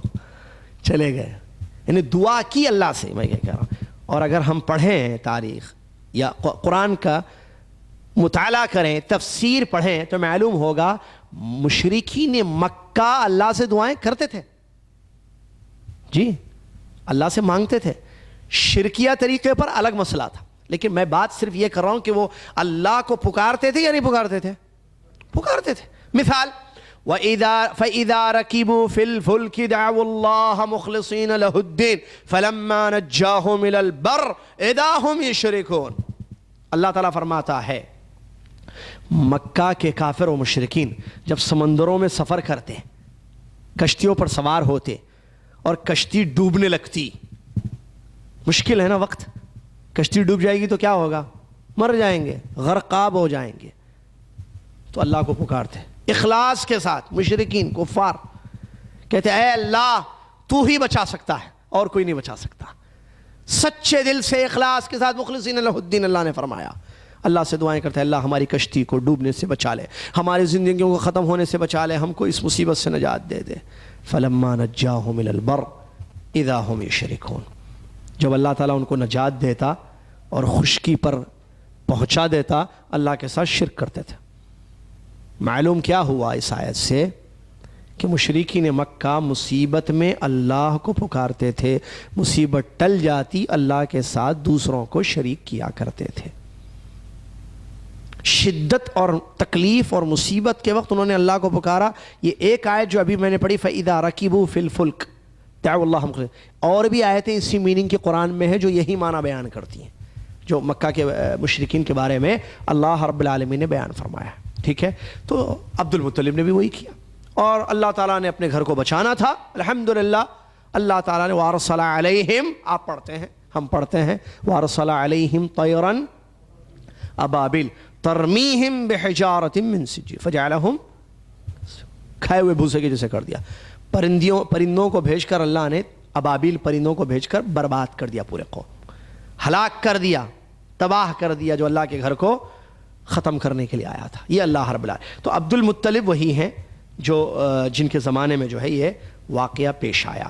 اور واضح رہے بات کہ یہ جو واقعہ ہے فیل کا، ہاتھیوں کا واقعہ اردو میں مشہور ہے، یہ ہمارے نبی صلی اللہ علیہ وسلم کی پیدائش سے 50 یا 55 دن پہلے کا واقعہ ہے جی۔ یعنی 50 دن کا مطلب 1 مہینہ 20 دن، 50 دن کا مطلب 30 دن، 1 مہینہ 40-50 یعنی تقریباً 2 مہینے کہہ سکتے ہیں آپ ایگزیکٹلی۔ بعض نے 50 کا، بعض نے 55 دن پہلے کا یہ واقعہ ہے۔ چلیے ایک آخری مشہور شخصیت اللہ کے نبی علیہ السلام کے خاندان کی، اور وہ ہیں عبداللہ، آپ کے والد۔ خاندان پورا شریف اور معزز تھا، میں نے بتایا یہ 4 افراد، قصی، ہاشم، عبد المطلب اور عبداللہ، یہ 4 منفرد ہیں۔ ان کے عظیم عظیم کارنامے ہیں بڑے بڑے جو سیرت میں مشہور ہیں، جو ہم نے بھی بتایا تینوں کا، قصی کا اور ہاشم کا اور عبد المطلب۔ اب ہے عبداللہ۔ عبداللہ یہ رسول اللہ صلی اللہ علیہ وسلم کے والد محمد بن عبداللہ، ان کی بات میں کر رہا ہوں۔ عبداللہ یہ عبد المطلب کے سب سے خوبصورت بیٹے تھے اور سب سے چہیتے بیٹے تھے۔ عبد المطلب نے اللہ تعالیٰ سے دعا کی تھی تو اللہ تبارک و تعالیٰ نے ان کو یہ بیٹا عطا کیا تھا، عبداللہ، ٹھیک ہے۔ اور یہ عبداللہ جو پیارے نبی صلی اللہ علیہ وسلم کے والد ہیں، ان کو ذبیح بھی کہا جاتا ہے۔ مذکرے میں موجود ہے، اگر آپ نہیں بھی نوٹ کریں تو یہ مذکرہ ابھی آپ کو دیا جانے والا ہے، ابھی دیا جائے گا آپ کو کلاس کے اختتام پر، جس مذکرے کے تحت جو ہے ہم ساری باتیں اس کی تشریح میں بتایا رہے ہیں سیرت کے حوالے سے۔ تو عبداللہ انہیں ذبیح بھی کہا جاتا ہے۔ ذبیح یعنی جن کو ذبح کیا، ذبیح بمعنی مذبوح، لیکن ذبح کیا نہیں گیا، اللہ نے جو ہے وہ بچا لیا ان کو۔ اور ان کو جو ذبیح کہا گیا اس کے پیچھے جو وجہ ہے وہ یہ کہ ان کے والد عبد المطلب نے ایک نظر مانی تھی، منت کی تھی کہ اگر مجھے 10 بیٹے ہوں گے تو ان میں سے ایک کو اللہ کے راہ میں ذبح کر دوں گا، خانہ کعبہ کے پاس۔ زمانے جاہلیت کا دور ہے، اسلام میں نہیں ہے یہ چیز کہ بیٹے کے پیدائش پہ ایسی نظر کرنا بیٹے کے لیے۔ یہ بات عبد المطلب کی۔ تو عبد المطلب نے جب نظر مانی، نیت کی، تو اللہ تعالیٰ نے ان کو 10 بیٹے دے دیے۔ ان میں سے ایک کون ہے؟ عبداللہ ہے۔ تو یہ 10 بیٹوں میں ایک بیٹے عبداللہ تھے، تو انہوں نے نیت کی تھی 10 میں سے ایک کو جو ہے میں ذبح کروں گا۔ اب کس کو ذبح کرنا 10 میں سے؟ قرآن اندازی جو عربوں کا ایک رواج تھا۔ قرآن اندازی معلوم ہے کیا؟ چٹھیاں ڈالنا۔ وہ چٹھیاں شاید انڈیا پاکستان میں کچھ اور میننگ میں یوز کیے جائیں، وہ میں نہیں کہہ رہا ہوں۔ ایک پیسوں کی بھی چٹھی ہوتی ہے، اور بعض چٹھیاں ایسی ہوتی ہیں جس میں جو ہے سود داخل ہوتا ہے، جو سودی شکل ہوتی ہے، جائز ہے۔ میں وہ پیسوں کی چٹھی کی بات نہیں کر رہا ہوں، میں بات کر رہا ہوں قرآن اندازی، جو چٹھیاں ڈالنا، نام ڈالے، جس کا نام جو اٹھائیں گے، جو نام آئے گا اس کو ذبح کیا جائے گا۔ تو نام کس کا آیا؟ عبداللہ کا آیا۔ یہ دیکھ، ابھی ہمارے نبی کی پیدائش بھی نہیں ہوئی ہے، عبداللہ کی بات ہو رہی ہے۔ تو ان کو چٹھی چونکہ آئی، قرآن میں نام نکلا، خانہ کعبہ کے پاس لے گئے عبد المطلب ان کے والد، اور لے جا کر وہاں ان کو ذبح کرنے کی کوشش کی۔ تو مکہ والوں نے روک دیا، کیا کر رہے ہو؟ اور خاص طور سے ان کے ماموں نے کہا کہ نہیں، یہ کیا کر رہے ہو، بیٹے کو ذبح کرنے آئے ہو؟ نہیں، اس کو روک دیا گیا۔ اور اس کی جگہ اور بھی لوگ آ گئے قریش کے، انہوں نے کہا کہ نہیں، بیٹا ہے کیسے ذبح کرو گے؟ تو انہوں نے کہا نہیں، میں نے نیت کی تھی۔ تو کہا ٹھیک ہے، نیت تم پوری کر لو اس طریقے سے کہ 100 اونٹ ذبح کر دو، بیٹے کو نہیں، بیٹے کی جگہ 100 اونٹ ذبح کر دو۔ چنانچہ انہوں نے ویسے ہی کیا، 100 اونٹ ذبح کر دیا۔ تو اسی وجہ سے عبداللہ کو ذبیح کہا گیا، جو والد ہیں۔ اور ایک دوسرے ذبیح ہیں معروف مشہور، کون ہے وہ؟ اسماعیل۔ اسی لیے نبی علیہ السلام کے بارے میں آتا ہے کہ 2 ذبیح کی اولاد، ہمارے نبی صلی اللہ علیہ وسلم 2 ذبیح کے بیٹے ہیں۔ ایک اسماعیل علیہ السلام جن سے نسب ملتا ہے نبی صلی اللہ علیہ وسلم کا جا کر، جو ہم نے پڑھا، اور ایک آپ کے والد محترم جو عبداللہ ہیں، جو ذبیح جن کو بھی کہا گیا، وہ ایک ذبیح اور یہ ایک ذبیح، اور اللہ تعالیٰ نے دونوں کو فدیے دے کر بچا لیا. ان کو ایک مینڈھا ذبح کیا، ایک بکرا. معلوم ہے نا ابراہیم السلام جب ذبح کرنے گئے تو اللہ تعالیٰ نے وہی جو قربانی دی جاتی ہے 10 تاریخ کو 10 ذی الحجہ کو، وہ انہی کی یاد ہے نا، معلوم ہے آپ کو.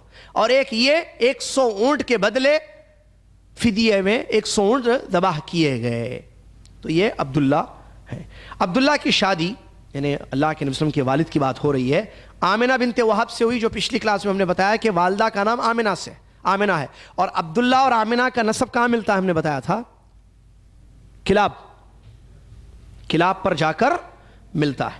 تو عبداللہ کی شادی آمنہ سے ہوئی، اور اس وقت آمنہ جو اللہ کے نبی صلی اللہ علیہ وسلم کی والدہ ہیں، آمنہ بنت وہب، یہ قریش کی معروف اور مشہور اور بڑی پاک باز اور نیک خاتون تھیں.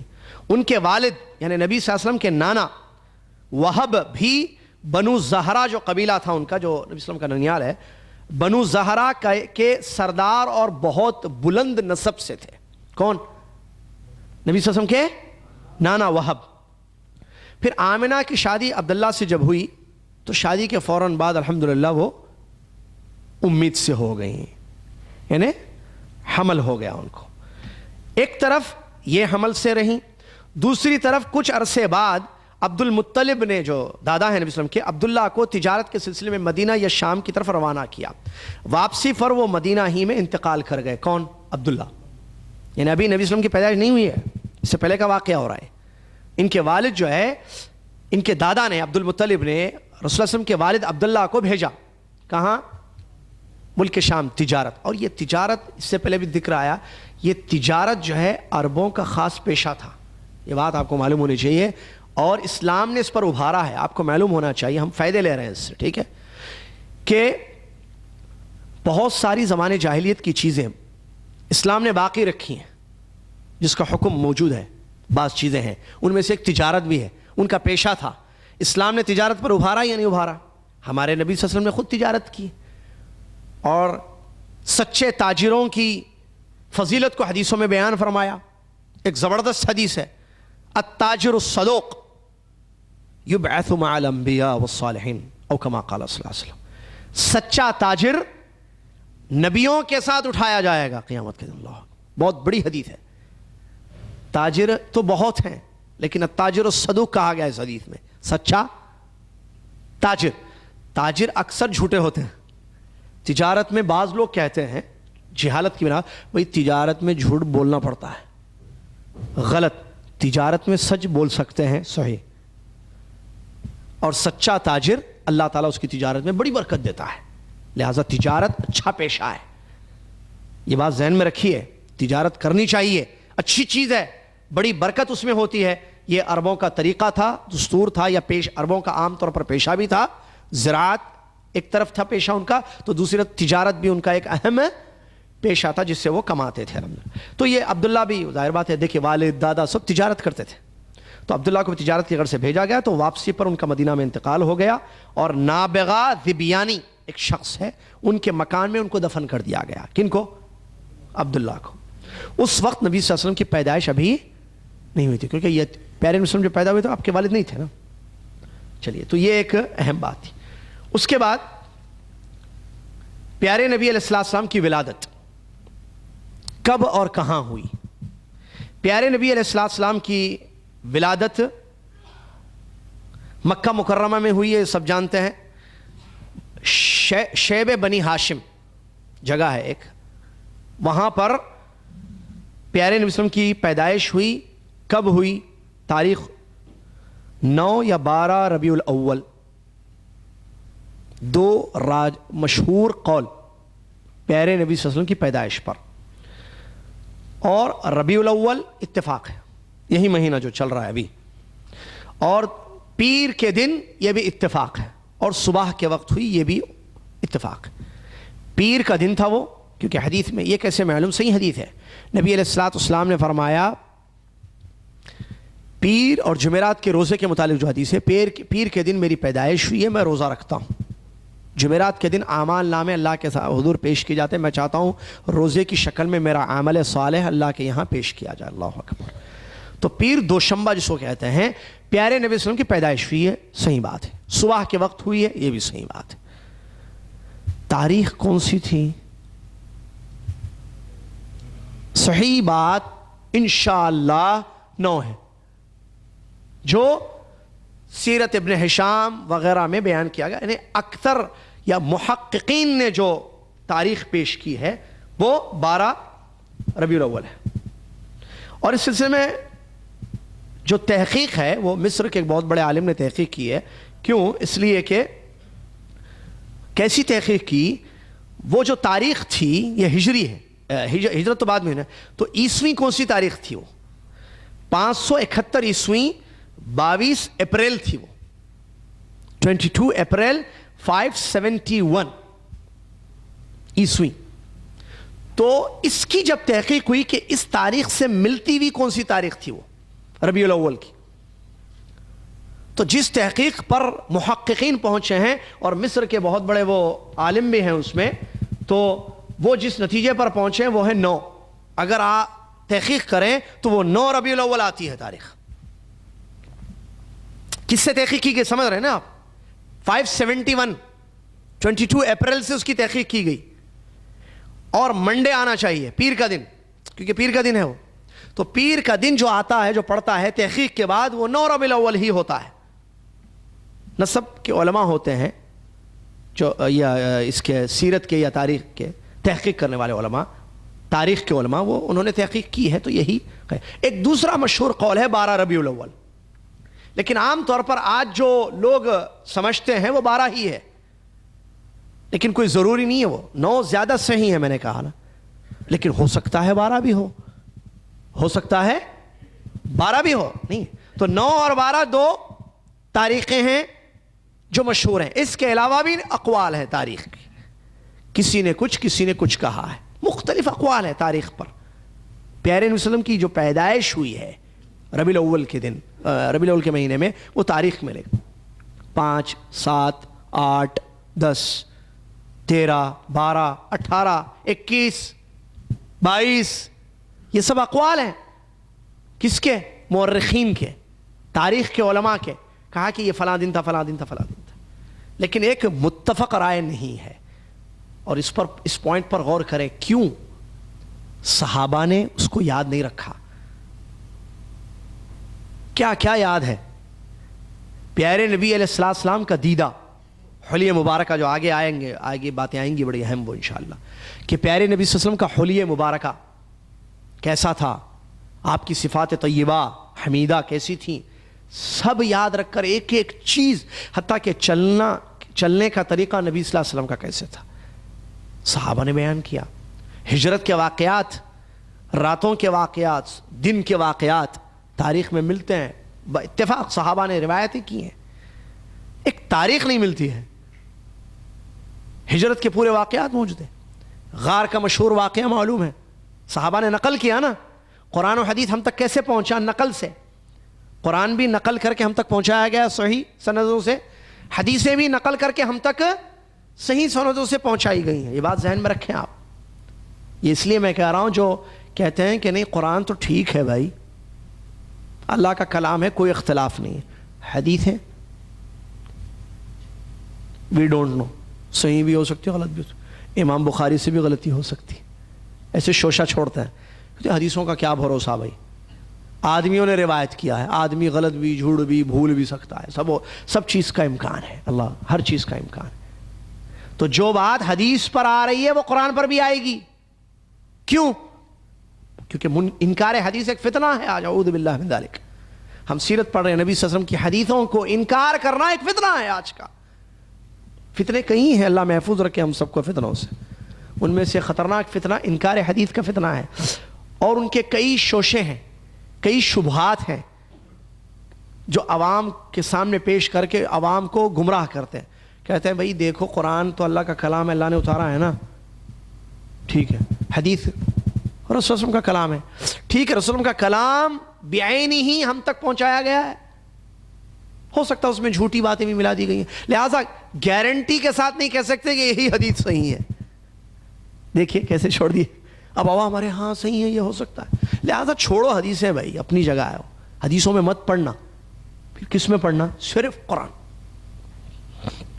ہاں کچھ حدیثیں جو قرآن کی. یہاں ایک بات بتا کر میں آگے بڑھاتا ہوں، ٹھیک ہے؟ ایک بات بہت اچھی بات. کس نے کہا کہ موجودہ آج ہمارے پاس قرآن ہے نا، کلام اللہ، کس نے کہا کہ یہ اللہ کا کلام ہے؟ ہاں جی بتائیے، کس نے کہا دنیا والوں کو، لوگوں کو، کہ یہ اللہ کا کلام ہے؟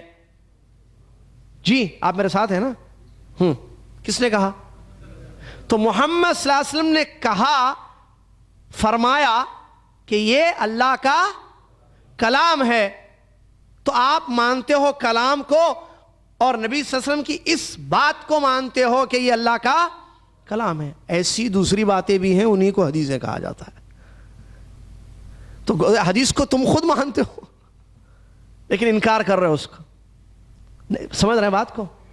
بات کس کی میں کر رہا ہوں اس وقت؟ اس پوائنٹ انکار حدیث، حدیثوں کا انکار. رسول اللہ کی حدیث، رسول اللہ کی حدیث کو عام اردو میں کیا کہیں گے؟ رسول اللہ کی باتیں، پیاری پیاری حدیثیں ہیں نا وہ.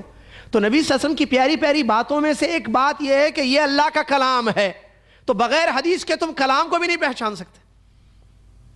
اللہ کا کلام معلوم ہوا حدیث سے، اللہ کا کلام ہے یہ قرآن، یہ معلوم ہوا کس سے؟ حدیث. اور ہم وہی کہہ رہے ہیں، حدیث کے بغیر تم کلام کو بھی نہیں پہچان سکتے ہو، قرآن کو. تو حدیثوں کا انکار کیسے کر سکتے؟ نہیں کیا جائے گا. تو اتنی چیزیں یاد رکھی گئی ہیں لیکن تاریخ میں اختلاف ہے. بہرحال دو مشہور قول آپ کے سامنے پیش کیے گئے، ایک 9 اور دوسرا 12. پیدائش کے وقت جو ایک دائی کا کام ہوتا ہے نا، وہ ڈیلیور کے وقت کا کام، وہ کس نے انجام دیا؟ تاریخ میں آتا ہے وہ شفا بنت عمر ایک عورت تھیں جو عبد الرحمن ابن عوف کا نام سنا ہوگا رضی اللہ عنہ. ان کی والدہ تھیں، یہ شفا نام تھا ان کا، شفا بنت عمر. انہوں نے دائی کا کام انجام دیا، یعنی ولادت میں آمنہ کی مدد کی اور ولادت ہوئی. ٹھیک ہے؟ پیدائش کے وقت آپ کی والدہ نے، جو معروف ہے حدیث سے ثابت ہے، ایک نور دیکھا جسم سے نکلا ہوا. اور میں آگے بتاؤں گا اس کو ایک دلیل بناتے ہیں. جب آپ صلی اللہ علیہ وسلم کی پیدائش ہوئی مکہ میں پیر کے دن، تو آپ کی والدہ آمنہ نے اپنے جسم سے ایک نور نکلا ہوا دیکھا جس سے ملک شام کے محل روشن ہو گئے. اور یہ حدیث میں موجود ہے، اسی لیے ہم کہہ رہے ہیں. اور ایک بات واضح ہو جو میں نے یاد دلا دوں، پچھلی کلاس میں نے بتائی تھی کہ ہم سیرت نبی صلی اللہ علیہ وسلم کو جو پڑھ رہے ہیں تو اس میں صحیح پڑھ رہے ہیں. کیا مطلب صحیح؟ صحیح سند سے جو باتیں ہم تک پہنچی ہیں. ورنہ سیرت میں بہت سارے لوگوں نے جذبات میں آ کر بہت ساری چیزیں لکھ دی، اس بات کا خیال یا تحقیق نہیں کی کہ آیا کہ یہ بات کسی صحیح حدیث سے ثابت ہے، صحیح تاریخ سے، صحیح سیرت سے، یا نہیں ہے. اس کی طرف توجہ نہ دے کر جو ملا سیرت کے موضوع پر اس کو اپنی کتاب میں جمع کر دیا لوگوں نے، اور یہ غلطی ہے، ایسے نہیں ہونا چاہیے. اسی لیے ہم کہہ رہے ہیں صحیح السیرہ. صحیح سیرت کیا ہے نبی صلی اللہ علیہ وسلم؟ ہمیں غلط سیرت نہیں پڑھنی ہے. جو باتیں لوگوں نے ڈال دیں یا ملا دی گئیں، صحیح حدیثوں سے ثابت نہیں ہے، وہ ہم کو پڑھنا نہیں ہے. بلکہ ہم کو جو پڑھنا ہے یا سمجھنا ہے، انشاءاللہ یاد رکھنا ہے اور عمل کرنا ہے صحیح سیرت کے حوالے سے. تو پیدائش کے وقت کا یہ ایک مشہور واقعہ ہے جو آمنہ نے دیکھا، ایک روشنی نکلی. آمنہ نے یہ نہیں کہا کہ مجھے روشنی پیدا ہوئی، بیٹا پیدا ہوا. بھائی نبی صلی اللہ علیہ وسلم بیٹے تھے، روشنی نہیں. لیکن پیدائش کے وقت، کیونکہ نبی صلی اللہ علیہ وسلم ہے، ایک برکت وہ تھی، ایک خصوصیت حاصل تھی یہ ہمارے نبی صلی اللہ علیہ وسلم کو، جو بہت ساری خصوصیتوں میں سے ایک ہے کہ ایک نور دیکھا ان کی والدہ نے. ایک روشنی، نور کا مطلب روشنی ہے. ایک روشنی نکلی جسم سے اور اس سے ملک شام کے قصور، محلات روشن ہو گئے. یہ کس نے کہا؟ آمنہ نے کہا؟ آپ کی والدہ نے فرمایا؟ نہیں، محمد صلی اللہ علیہ وسلم نے حدیث میں فرمایا. میری پیدائش پر میری والدہ نے ایک روشنی دیکھی جس سے ملک شام کے محل روشن ہو گئے. آپ کی پیدائش کی خبر سن کر ظاہر بات ہے کسی کی بھی پیدائش باعث فرحت و سرور ہوتی ہے. آپ کو آج اگر فون آ جائے مبارک ہو آپ کے گھر بیٹا ہوا ہے, بہت خوش ہو جاتے ہیں. مبارک ہو آپ کے گھر بیٹی ہوئی ہے, خوش ہونا چاہیے نا, ہونا چاہیے. میں رکا اس لیے کہ خوش نہیں ہوتے ہیں بعض لوگ. خوش ہونا چاہیے, بہت خوش ہونا چاہیے. ہمارے نبی صلی اللہ علیہ وسلم کو 4 بیٹیاں تھیں جنہوں نے زندگی گزاری. بیٹوں نے زندگی نہیں گزاری ہے پیارے نبی صلی اللہ علیہ وسلم کے, معلوم ہے نا آپ کو, آگے بھی آئے گا. پھر امام حرم میں سے ایک ہیں جن کو ماشاءاللہ اللہ تعالیٰ نے 5 بیٹیاں عطا فرما. شریم صاحب الحمدللہ, بیٹا نہیں بیٹیاں. تو بیٹیاں الگ, بیٹے الگ. ذہن یہ اسلام میں نہیں ہے کہ بیٹیوں کی پیدائش کو غلط سمجھنا. اس کے پیچھے ایک وجہ ہے, وہ ہے اصل جب دینے کا کام ختم ہوا یا دینے کا کام نہیں کیے تو لینا شروع کر دیا. تھوڑا میں جا رہا ہوں 2 منٹ بس. کیا اسلام 2 دنیا والوں کو, اسلام کی خوبیاں 2. ہم نے اسلام کی خوبیاں, اسلام کے محاسن نہیں دیے, کفر کے گندگیوں کو لے لیا, کفر کی خباثت کو لے لیا. ہم اسلام کے خوبیوں کو نہیں دیا کافروں کو. دس از اسلام بردر, سی دس از اسلام, دیکھو بھائی یہ اسلام ہے, یہ اسلام ہے, یہ اسلام ہے. اسلام کی خوبیاں دیتے. آج بھی ایسے کافر ہیں جو کہتے ہیں ہمیں حقیقت نہیں معلوم اسلام کی, بتاتے ہی نہیں لوگ. ہم جو دیکھتے ہیں گندا مسلمان دیکھتے ہیں, نعوذ باللہ من ذلک. غلط ہے, ایسے نہیں ہونا چاہیے. ہمیں جو نظر آتے ہیں وہ جو مسلمان ہیں, ہم انہی کو دیکھ کر کہتے ہیں یہی اسلام ہوگا, ورنہ انہوں نے کبھی بتایا نہیں ہمیں کہ the true religion, اصل اسلام, خوبصورت مذہب, بہترین دین کہ جس کو پڑھ کر سن کر کوئی بھی کہہ دے اشہد ان لا الہ الا اللہ واشہد ان محمد رسول اللہ. ہم نے نہیں دیا, ہم نے لیا. تو لینے میں بہت ساری چیزیں لیں, اس میں شادی بیاہ کی جو بربادیاں ہیں وہ بھی ہم نے لیں. تو وہ جب لیں تو وہ ایک معاشرے کی ایک شکل بن گئی, ایک اہم چیز ہو گئی ہماری زندگی کا کہ بیٹی کی شادی پر خوب خرچ کرنا, جہیز دینا, ہو تو بھی دینا, نہ ہو تو بھی دینا, ہے نا. اب وہ لے لیا. اب اس کے پیچھے کیا ہوا, بیٹی پیدا ہوئی فوراً دماغ میں ارے اب یہ بڑی ہوگی, اس کو پالنا پوسنا تو پڑے گا. وہ تو بیٹے کو بھی پالنا پوسنا پڑتا ہے بھائی, کھلانا پلانا پڑتا ہے. لیکن بیٹا بڑا ہو کر لاتا ہے, بیٹی کو دینا پڑتا ہے. یہ ذہن میں بیٹی پیدا ہوئی تھے, معاشرے کو کیسے خراب کر دیا ہم نے, اعوذ باللہ من ذالک. معاشرے کی حالت کیا ہے, ہمارے مسلم معاشرے کی میں بات کر رہا ہوں. پیارے مسلم سیرت پڑھ رہے ہیں, معاشرے کو اچھا کریں, ہم سوسائٹی کو پاک کریں گندگیوں سے, خباثتوں سے, نجاستوں سے, کفر کی اندھیروں سے نکالیں, اسلام کی خوبیاں رکھیں, صحیح پریکٹیکل مسلم بنے ہم. ہمارا معاشرہ مسلم معاشرہ ہو حقیقی. اللہ اکبر. کہ بیٹی کی پیدائش پر کوئی آدمی پریشان نہ ہو, اس کو اتنا عقیدہ دیا جائے, اللہ پر توکل کیا جائے, جس نے پیدا کیا ہے وہ انتظام کرنے والا ہے, جس نے پیدا کیا ہے وہ رزاق ہے. کون ہے وہ؟ اللہ تبارک و تعالی. مجھے بیٹا دیا ہے تو بیٹے کا رزق بھی ملے گا, بیٹی دی ہے تو بیٹی کا رزق بھی اللہ تعالیٰ نے لکھا ہے. بڑی ہوگی, شادی میں اتنا خرچ دینا پڑے گا, اتنا دینا پڑے گا, یہ سوچ موجود ہے, اس کو ہٹانا ہے دماغوں سے. کیوں دینا پڑے گا بھائی, مت دو. ارے کہاں, اب دیکھیں میں نے نہیں دیں گے تو شادی کیسے ہوگی, دیکھیں کیسا بنا دیا ہم نے ماحول. جو شادی کے لیے دینا ضروری ہے, یہاں سے نکلی ہے سب پرابلم. غلط ہے نا میرے بھائی. اب یہ کون کریں گے, ٹھیک سب کو مل کر کرنا پڑے گا. سب آج کل نہیں, میں آپ سب کہتے ہیں نہیں بھائی آج کل ماحول بہت خراب ہو گیا ہے, شادیوں میں جہیز ہے. کیا شادیاں ہیں بھائی, اسلامی شادیاں نہیں ہوتی ہیں. میں بولتا ہوں لیکن میری بیٹی کی شادی کا مسئلہ آتا ہے تو میں بھول جاتا ہوں یہ بات. میرے بیٹے کی شادی کا مسئلہ آتا ہے تو لینا مجھے یاد رہتا ہے, میں بھول جاتا ہوں بول کر, میں تقریر کر کے بھول جاتا ہوں اور تقریر سن کر بھول جاتے ہیں. اللہ ہم سب کو محفوظ رکھے. یہ کیا ہے بھائی بات, ہر کوئی انگلی اٹھا رہا ہے, انگلی بتا یہ کیا ہے بھائی مسلمان معاشرہ. بھائی یہ دیکھیے جہیز کی لعنت ہے, جہیز کی لعنت, جہیز کی لعنت. مولانا جہیز کی لعنت پر تقریر کرتے ہو نا تو پھر عمل بھی کیا کرو. بیٹی کو مت دو جہیز, بیٹے کے لیے مت لو, بہن کے لیے مت لو, جو آپ ذمہ دار جس کے ہو. خود اپنی شادی میں مت لو.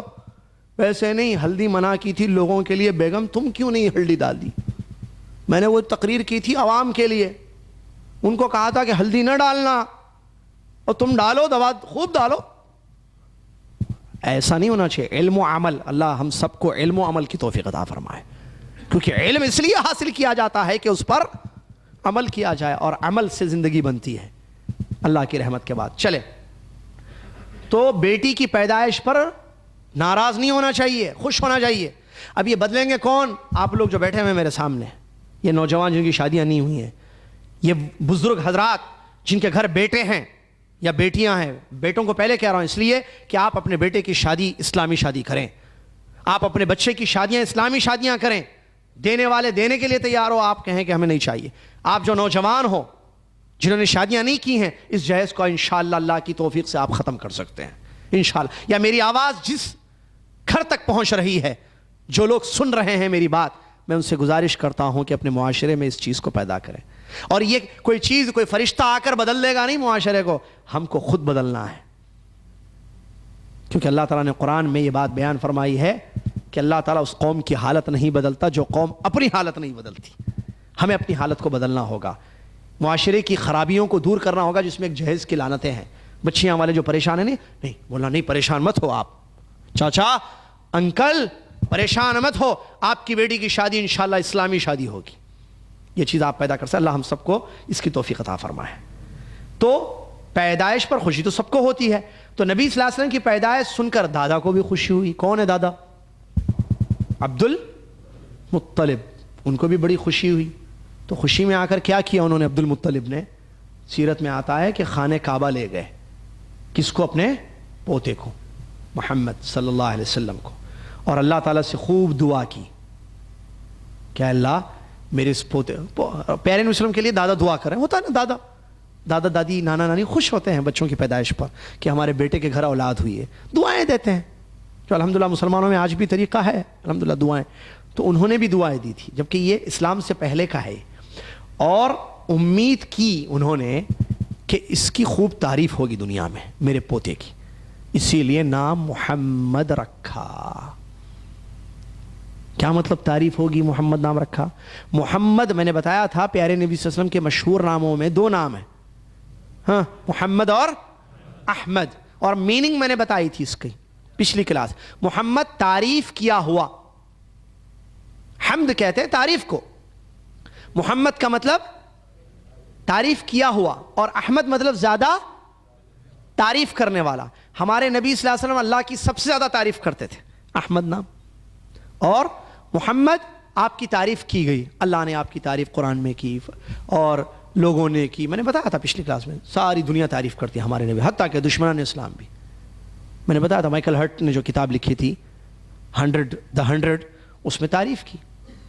وہ کرسچن ہے, وہ نصرانی ہے وہ, لیکن اس نے نصرانی کہیں گے یا عیسائی کہیں گے؟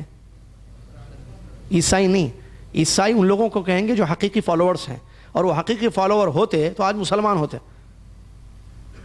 تو نصرانی کہا جائے گا کیونکہ قرآن میں اللہ نے ان کو نصارہ کہا, نصرانی, اور حدیث میں نبی صلی اللہ علیہ وسلم ان کا نام نصارہ کا, لہٰذا عیسائی نہیں کہیں گے ہم.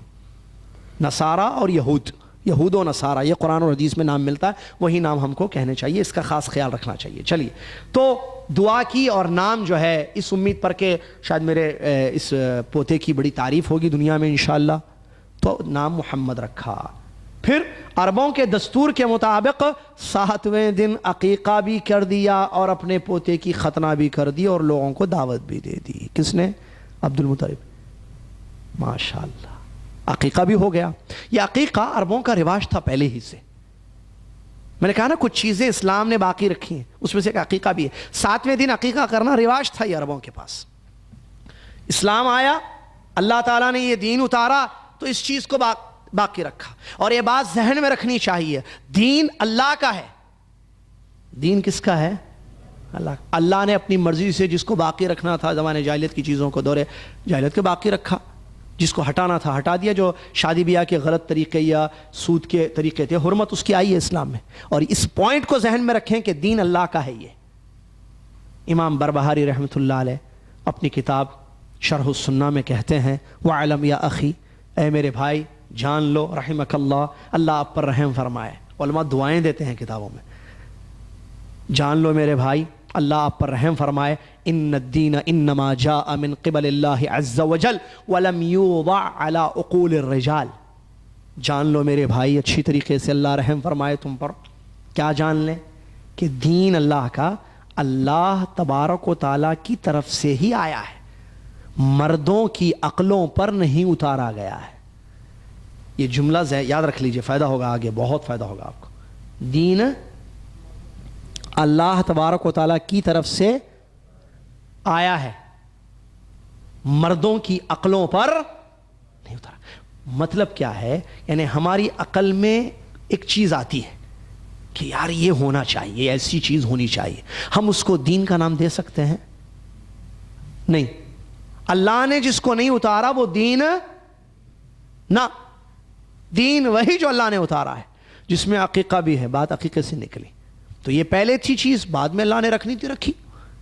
جو چیز پہلے بیٹیوں کی پیدائش کو کیا سمجھا جاتا تھا؟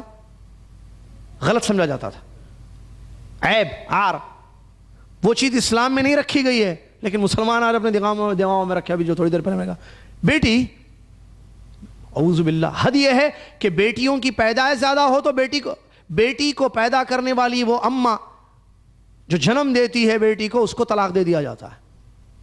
کتنے واقعات اعوذ باللہ من ذالک. کیوں؟ 3 4 5 بیٹیاں, بیٹا ہی نہیں ہے, طلاق. اور یہ تھوڑی پیدا کر رہی ہے, کس کے حکم سے؟ یہ تو جنم دے رہی ہے بچی کو, لیکن حکم کس کا ہے؟ تم کس کی بات کر رہے ہو؟ عقیدے اتنے کمزور ہو گئے, اعوذ باللہ من ذالک. بہرحال تو یہاں عقیقہ جو پیارے نبی صلی اللہ علیہ وسلم کا 7ویں دن دادا نے کیا, یہ اسلامی طریقہ ہے. پیارے نبی صلی اللہ علیہ وسلم نے بھی حکم دیا ہے حدیثوں میں. کیا؟ کیونکہ پیارے نبی صلی اللہ علیہ وسلم کا عقیقہ ہو گیا 7ویں دن. ہمارے نبی صلی اللہ علیہ وسلم کا عقیقہ 7ویں دن ان کے دادا نے کر دیا, کیونکہ دادا تھے نا, میں ظاہر بات ہے, دادا نے جو ہے کر دیا خوشی میں آ کر. اور ختنہ بھی کی, لوگوں کو دعوت دی. تو ختنہ یہ بھی ہے نا, کیا اسلام میں ختنہ کرنا بھی ہے, اسلام میں ختنے کا حکم ہے, اور عقیقے کا بھی. یہاں رکیں, کیا ہم اس پر عمل کرتے ہیں؟ یہ بات دادا کی نہیں, اسلام کا حکم ہے.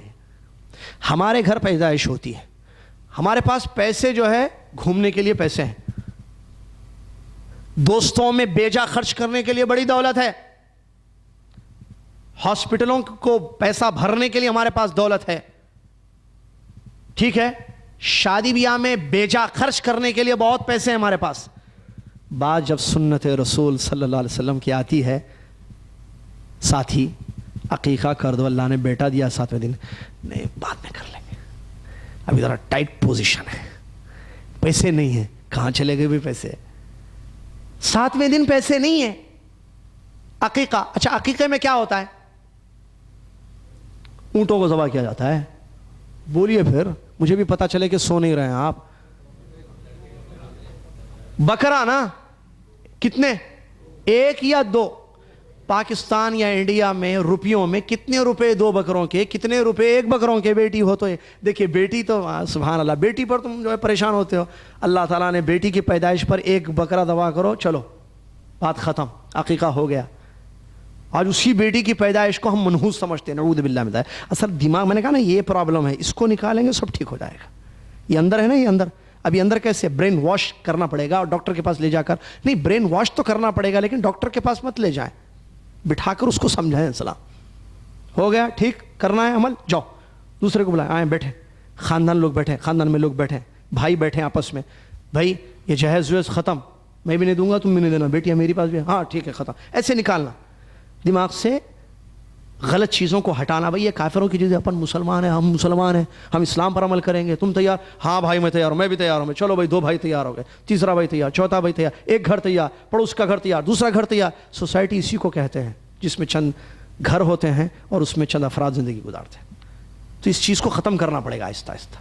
عقیقہ 7ویں دن سنت رسول ہے, کرنا چاہیے والدین کو, ذمہ داری ہے.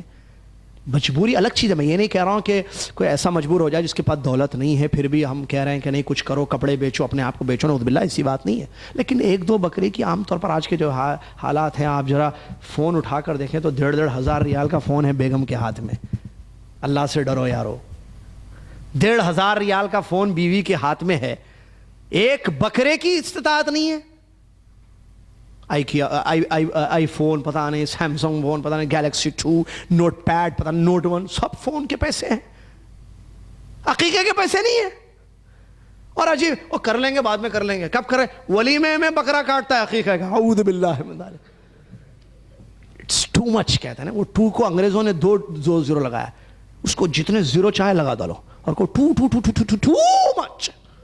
جس 2 کے 0 کی کوئی لمٹ نہیں ہے. اللہ سے ڈرو. کیا ہے یہ؟ نبی صلی اللہ علیہ وسلم کی سیرت کی کا مطالعہ ہم کر رہے ہیں، پڑھ رہے ہیں. سیرت میں یہ چیز ہم پڑھ رہے ہیں یہاں پر، اور نبی صلی اللہ علیہ وسلم کی تعلیمات ہیں ہم امتیوں کے لیے. اللہ سے نہیں ڈرتے عقیقے کے لیے. عقیقہ کہاں ہے؟ ہوا نہیں معلوم ہے، ہوا کہ نہیں معلوم. ابا نے کیا، ابا کو پتہ ہی نہیں. بعد میں بیٹا کیا کر رہا ہے؟ اپنے ولیمے میں بکرا کاٹ رہا ہے، ولیمے عقیقے کا. کہہ رہا ہے ولیمے میں بکرے تو خوب کاٹنے ہیں. ایک ولیمہ کی مول صاحب سے سوال، میں ولیمہ کرنے جا رہا ہوں، ابا نہیں کیے عقیقہ، نہیں معلوم کیوں نہیں کیے، میں ایک بکرا عقیقے کا بھی 2 بکرے کاٹ دو تو اس میں ملا کے. یہ حال ہے ہمارا. اللہ سے ڈرنا چاہیے، غلط ہے. اور ختنہ بھی ہے، یہ بھی اسلامی طریقہ ہے، ختنہ بھی کرنی چاہیے. چلیے اس کے بعد پیارے نبی علیہ الصلوۃ والسلام کو کھلایا پلایا بچپن میں یا گود میں سنبھالا، ان کے بارے میں آتا ہے. ام ایمن ہے جو بچپن میں جو آپ صلی اللہ علیہ وسلم کے والد کی لونڈی تھیں. ام ایمن وہ گود کھلایا کرتی تھی نبی صلی اللہ علیہ وسلم کو، اور وہ حبشن تھیں. ان کا اصلی نام برکت تھا. آپ صلی اللہ علیہ وسلم کو دودھ جس نے پلایا ان کے بارے میں آتا ہے، وہ سب سے پہلے والدہ نے پلایا. آپ صلی اللہ علیہ وسلم کی والدہ کے بعد سب سے پہلے ذہن میں رکھے والدہ آمنہ نے دودھ پلایا ہمارے نبی صلی اللہ علیہ وسلم کو. اور اس کے بعد دودھ پلایا ابو لہب کی ایک لونڈی تھی، ثویبہ. ابو لہب کون تھا؟ چاچا. تبت یدا ابو لہب میں جو نام ہے وہی ابو لہب ہے. تو ابو لہب کی ایک لونڈی ثویبہ تھی، اس نے آپ کو دودھ پلایا. پھر عرب کے شہری دستور کے مطابق قبیلے سعد بن بکر بن حوازن کی ایک خاتون حلیمہ بنت ابی ذؤیب، انہوں نے آپ صلی اللہ علیہ وسلم کو تقریباً 2 سال تک دودھ پلایا. اور اس دودھ پلانے کی مدت میں ہر 6 مہینے کے بعد آپ صلی اللہ علیہ وسلم کو وہ مکہ لے کر آتی، اور آپ صلی اللہ علیہ وسلم کے والدہ کے پاس چھوڑ دیتی، اور آپ کے خاندان والوں کے پاس وہ مل لیتے، اور اس کے بعد پھر واپس بنو سعد لے جاتی. دائی حلیمہ کے نام سے جو مشہور ہے. تو نبی صلی اللہ علیہ وسلم کو دودھ کل کتنے لوگوں نے پلایا؟ 3 ہو گئے تھے. 3 بھائی. نمبر 1 والدہ ماجدہ نے، آمنہ بنت وہب نے. اس کے بعد ثویبہ جو ابو لہب کی لونڈی تھی. تیسرے دائی حلیمہ، انہوں نے 2 سال تک پلایا. دائی حلیمہ، اسی لیے کہتے ہیں دائی حلیمہ کے جو بچے ہیں نا وہ ہمارے نبی صلی اللہ علیہ وسلم کے کیا ہوتے تھے؟ رضائی بھائی ہوتے تھے. یہ جو دودھ پلانے کے لیے دائی حلیمہ لے گئیں، بہرحال وہ واقعات پہ نہیں جائیں گے ہم تفصیلات. وہ لے گئیں تو بڑی برکتیں ہوئیں ان کی. وہ آئی تھیں، ان کو کوئی بھی بچہ نہیں مل رہا تھا. اصل ہوتا کیا تھا، وہ قریش کے مکہ آتی، گاؤں سے مکہ آتی، اور سرداروں کے یا بڑے بڑے لوگوں کے بچے ہوتے ان کے دودھ پلانے کے لیے جو ہے وہ لے جاتی گاؤں میں، اور اس کے بدلے جو ہے ان کو مل جاتا تھا کچھ عوض، پیسے مل جاتے. تو سب کو بچے مل گئے، دائی حلیمہ کو کوئی بچہ ہی نہیں ملا. تو ایک بچہ تھا عبداللہ آمنہ کا بیٹا محمد صلی اللہ علیہ وسلم. پتہ تھا کہ یہ یتیم ہے، کیونکہ عبداللہ کی وفات ہو گئی نا پیدائش سے پہلے مدینہ میں. ہم نے پڑھا نا کہ اس سے پہلے انتقال ہو گیا، پیدائش سے پہلے تو یتیم تھے. تو کہا کہ یتیم بچہ ہے، باپ ہی نہیں ہے بچے کا، تو کون کیا دے گا؟ ایسا ذہن میں آیا. کہا کہ چلو کچھ کوئی بچہ تو نہیں ملا، ابھی کیا کرو، خالی لوٹنے سے اچھا ہے کہ اسی کو لے لوں. اسی کو لے لیا.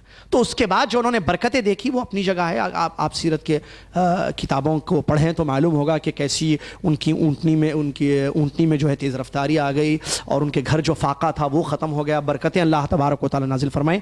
کیوں؟ محمد صلی اللہ علیہ وسلم کو لے گئے اس لیے. ٹھیک ہے. چلیے ایک پوائنٹ بتا کر ہم اصل پوائنٹ پر آتے ہیں، وہ جشن کے بارے میں بتانے کے لیے.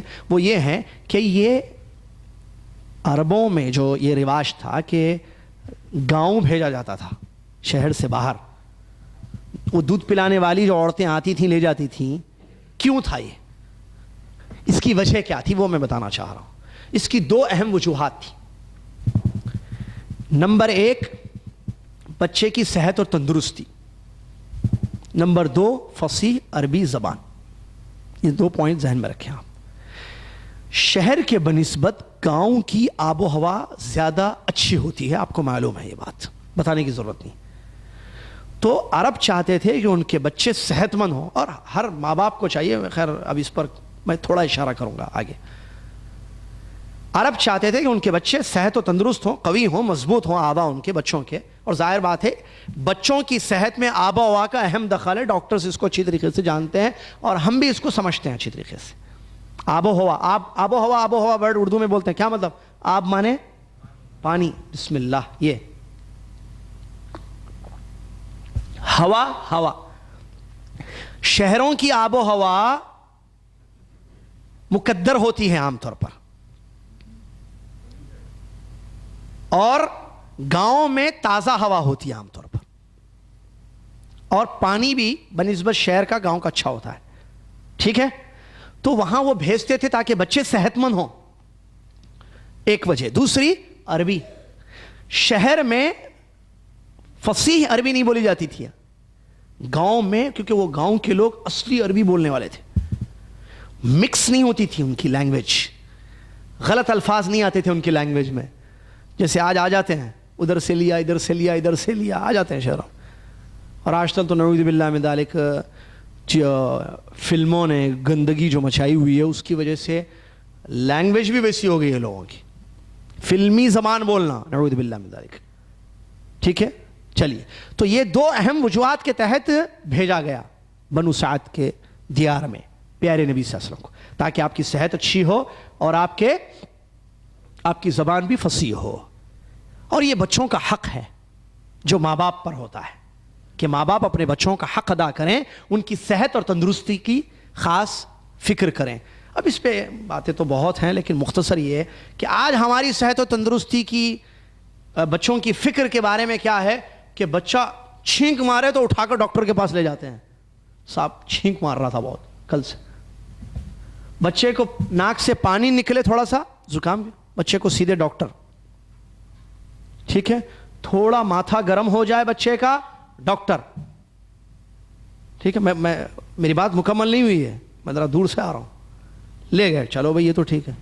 بچہ گھر میں ہاتھ میں ریموٹ، آگے پیچھے، آگے دیکھو بیٹے دیکھو، جو دیکھنا ہے دیکھو. بچے کو وہ دکھا رہے ہیں جو نہیں دکھانا چاہیے. بچے بڑے ہوں تو بچوں کا کمرہ الگ، ماں باپ کا بیڈ روم الگ. کیوں؟ معلوم ہے سب کو، ماں باپ الگ سوئیں گے، بچے کے سامنے کیسے سوئیں گے؟ الگ. بھائی نہیں عیب، بچے چلو بیٹے آپ بڑے ہو گئے ہو، آپ بیٹا چلیے یہ آپ کا کمرہ بھی، یہ آپ کا بیڈ روم، اچھی چیز ہے، یہ ہونا چاہیے. لیکن یہاں ریموٹ، بھائی دروازہ بند کیے، کمرہ الگ کیے، بیڈ روم اپنا ماں باپ کا. بات سمجھ رہے ہیں؟ اشارہ کر رہا ہوں میں. یہ تو بہت اچھی بات ہے، بچوں کی اچھی تربیت ہے کہ بچوں کو آپ الگ کر رہے ہیں، پیرنٹس کا بیڈ روم الگ، چلڈرن کا بیڈ روم الگ. بچے جب بڑے ہوتے، چھوٹی کی بات نہیں کر رہا ہوں میں، سن شعور کو جب پہنچاتے ہیں. جب یہاں تک تو بات ٹھیک تھی، لیکن ٹی وی کے سامنے فلمیں، گانے جو آپ دکھا رہے ہیں بچوں کو، بھئی اس میں تو بہت ساری چیزیں آ رہی ہیں. پھر یہاں عیب، شرم، بری بات ہے بیٹا، یہ کہاں چلے گا؟ یہ ہمارا حال ہے. اور اس کی صحت و تندرستی کی ہم بات کر رہے تھے. چھینک آئے تو ڈاکٹر کے پاس. آنکھوں کیا حال ہو رہا ہے بچوں کا اللہ ہی بہتر جانتا ہے. مسلسل ٹی وی کے سامنے بیٹھا ہوا ہے بچہ آپ کا. اسی لیے چھوٹے چھوٹے بچوں کو آئی ٹیسٹ کرواؤ، فلاں چاہو، موٹے موٹے چشمے، نظر ہی نہیں آ رہا. 7 سال کا 8 سال کا بچہ، 10 سال کا بچہ نظر نہیں آ رہا بچے. اور اس کی حالت کیا ہے گھر میں؟ Indoor games. ارے کون سے انڈور گیمز بھائی؟ یہ آب و ہوا سے ہے. انڈور گیمز، ایسے انڈور گیمز دے دیے اس کو، اور اس میں وہ سخت ہونا، اس کو مارنا، اس کو مارنا، اس کو پیٹنا، اس کو ستانا. وہ بلی کو ستا رہا ہے، میں اس کو ستاؤں گا، میں اس کو ستاؤں گا. خوب ستانا اس کے مائنڈ میں پیدا کر دیا ہم نے، بیٹے ستانا خوب. ناک میں دم کر دینا خاندان والوں کی، اسکول کے بچوں کی، ٹیچرز کی اور محلے والوں کی. ایسے بچے سے بچے نہیں ہونا اچھا ہے. یہ جملے نکلے لوگوں کی زبان سے تمہیں دیکھ کر، اتنا ستانا بیٹا، نعوذ باللہ. یہ کون سی کہاں کی تربیت ہے، کہاں کی صحت کی خیال کی؟ راتوں میں جگایا جا رہا ہے بچوں کو، دن میں سلایا جا رہا ہے. یہ صحت تو دوسری عرب جو. پھر عربی زبان کی بات آئی تو وہ عربی زبان جو ہے وہ فصیح سکھاتے تھے. آج ہماری کیا حال ہے، اردو کا کیا حال ہے، بتانے کی ضرورت نہیں ہے. بیٹے ذرا پلیز کم ہیئر، بیٹے ذرا اٹھائیے وہ دیجئے، بیٹے وہ اٹھا کر دیٹ سائڈ رکھ دیجئے، اٹھا کر دیٹ سائڈ رکھ دو. یہ پلیز مجھے دے دو. بچہ اردو عربی، اردو انگلش مکس بات کر رہا ہے. اب اردو میں کوئی خطبہ ہوتا ہے جمعہ کے دن بچہ بولتا ہے I can't understand this خطبہ, it's going upside, اوپر سے جا رہا, پتہ نہیں upside ہوتا جو ہے, on my head going, بولتا ہے یہ کیا. کبھی ذرا کبھی دینی مزاج پیدا ہوتا ہے, میں خطبہ سمجھنا چاہتا ہوں, کہتا ہے ڈیڈی پلیز بولو نا, ڈیڈی پلیز بولو نا, دیکھو پلیز ڈیڈی بولو نا خطیب صاحب کو کہ انگلش میں خطبہ دو یا ایسا خطبہ دو which I can understand. ادھر آئے, یہ حال ہے, خطبے چھوڑے انگلش میں دیے جاتے ہیں. تو جمعے کا ایک دن چند منٹ دین ڈالو اس کے دماغ میں. خطیب صاحب خطبہ دیتے ہیں, جمعے کے خطبے کی کتنی اہمیت ہے آپ کو معلوم ہے. خطبے میں دین کی باتیں بتائی جاتی ہیں اور عام طور پر اردو میں بتائی جاتی ہیں. میں بات اپنے ملکوں کی کر رہا ہوں, جہاں انگلش میں خطبے ہوتے ہیں وہاں کی بات میں نہیں کر رہا ہوں, میں عام ہمارے بات. تو ہم نے ایسی اردو سے دور کر دیا اس کو کہ بیچارہ جو ہے بچہ اردو خطبہ سمجھنے سے قاصر ہے. ارے زبان اپنی کوئی بھی ہو, عربی ہماری زبان ہے, وہ لوگ عربی دیکھیں, ان کی اپنی مادری زبان تھی, اس کی حفاظت کے لیے وہ گاؤں بھیجتے تھے بچوں کو. اللہ اکبر, اپنی لخت جگر کو 2 سال بھیج دیا زبان کی حفاظت کے لیے.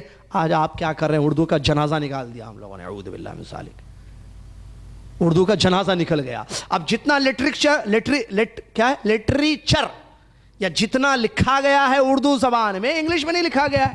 دینی کتابیں آپ کو اردو میں زیادہ ملیں گی یا انگریزی میں, بتائیے.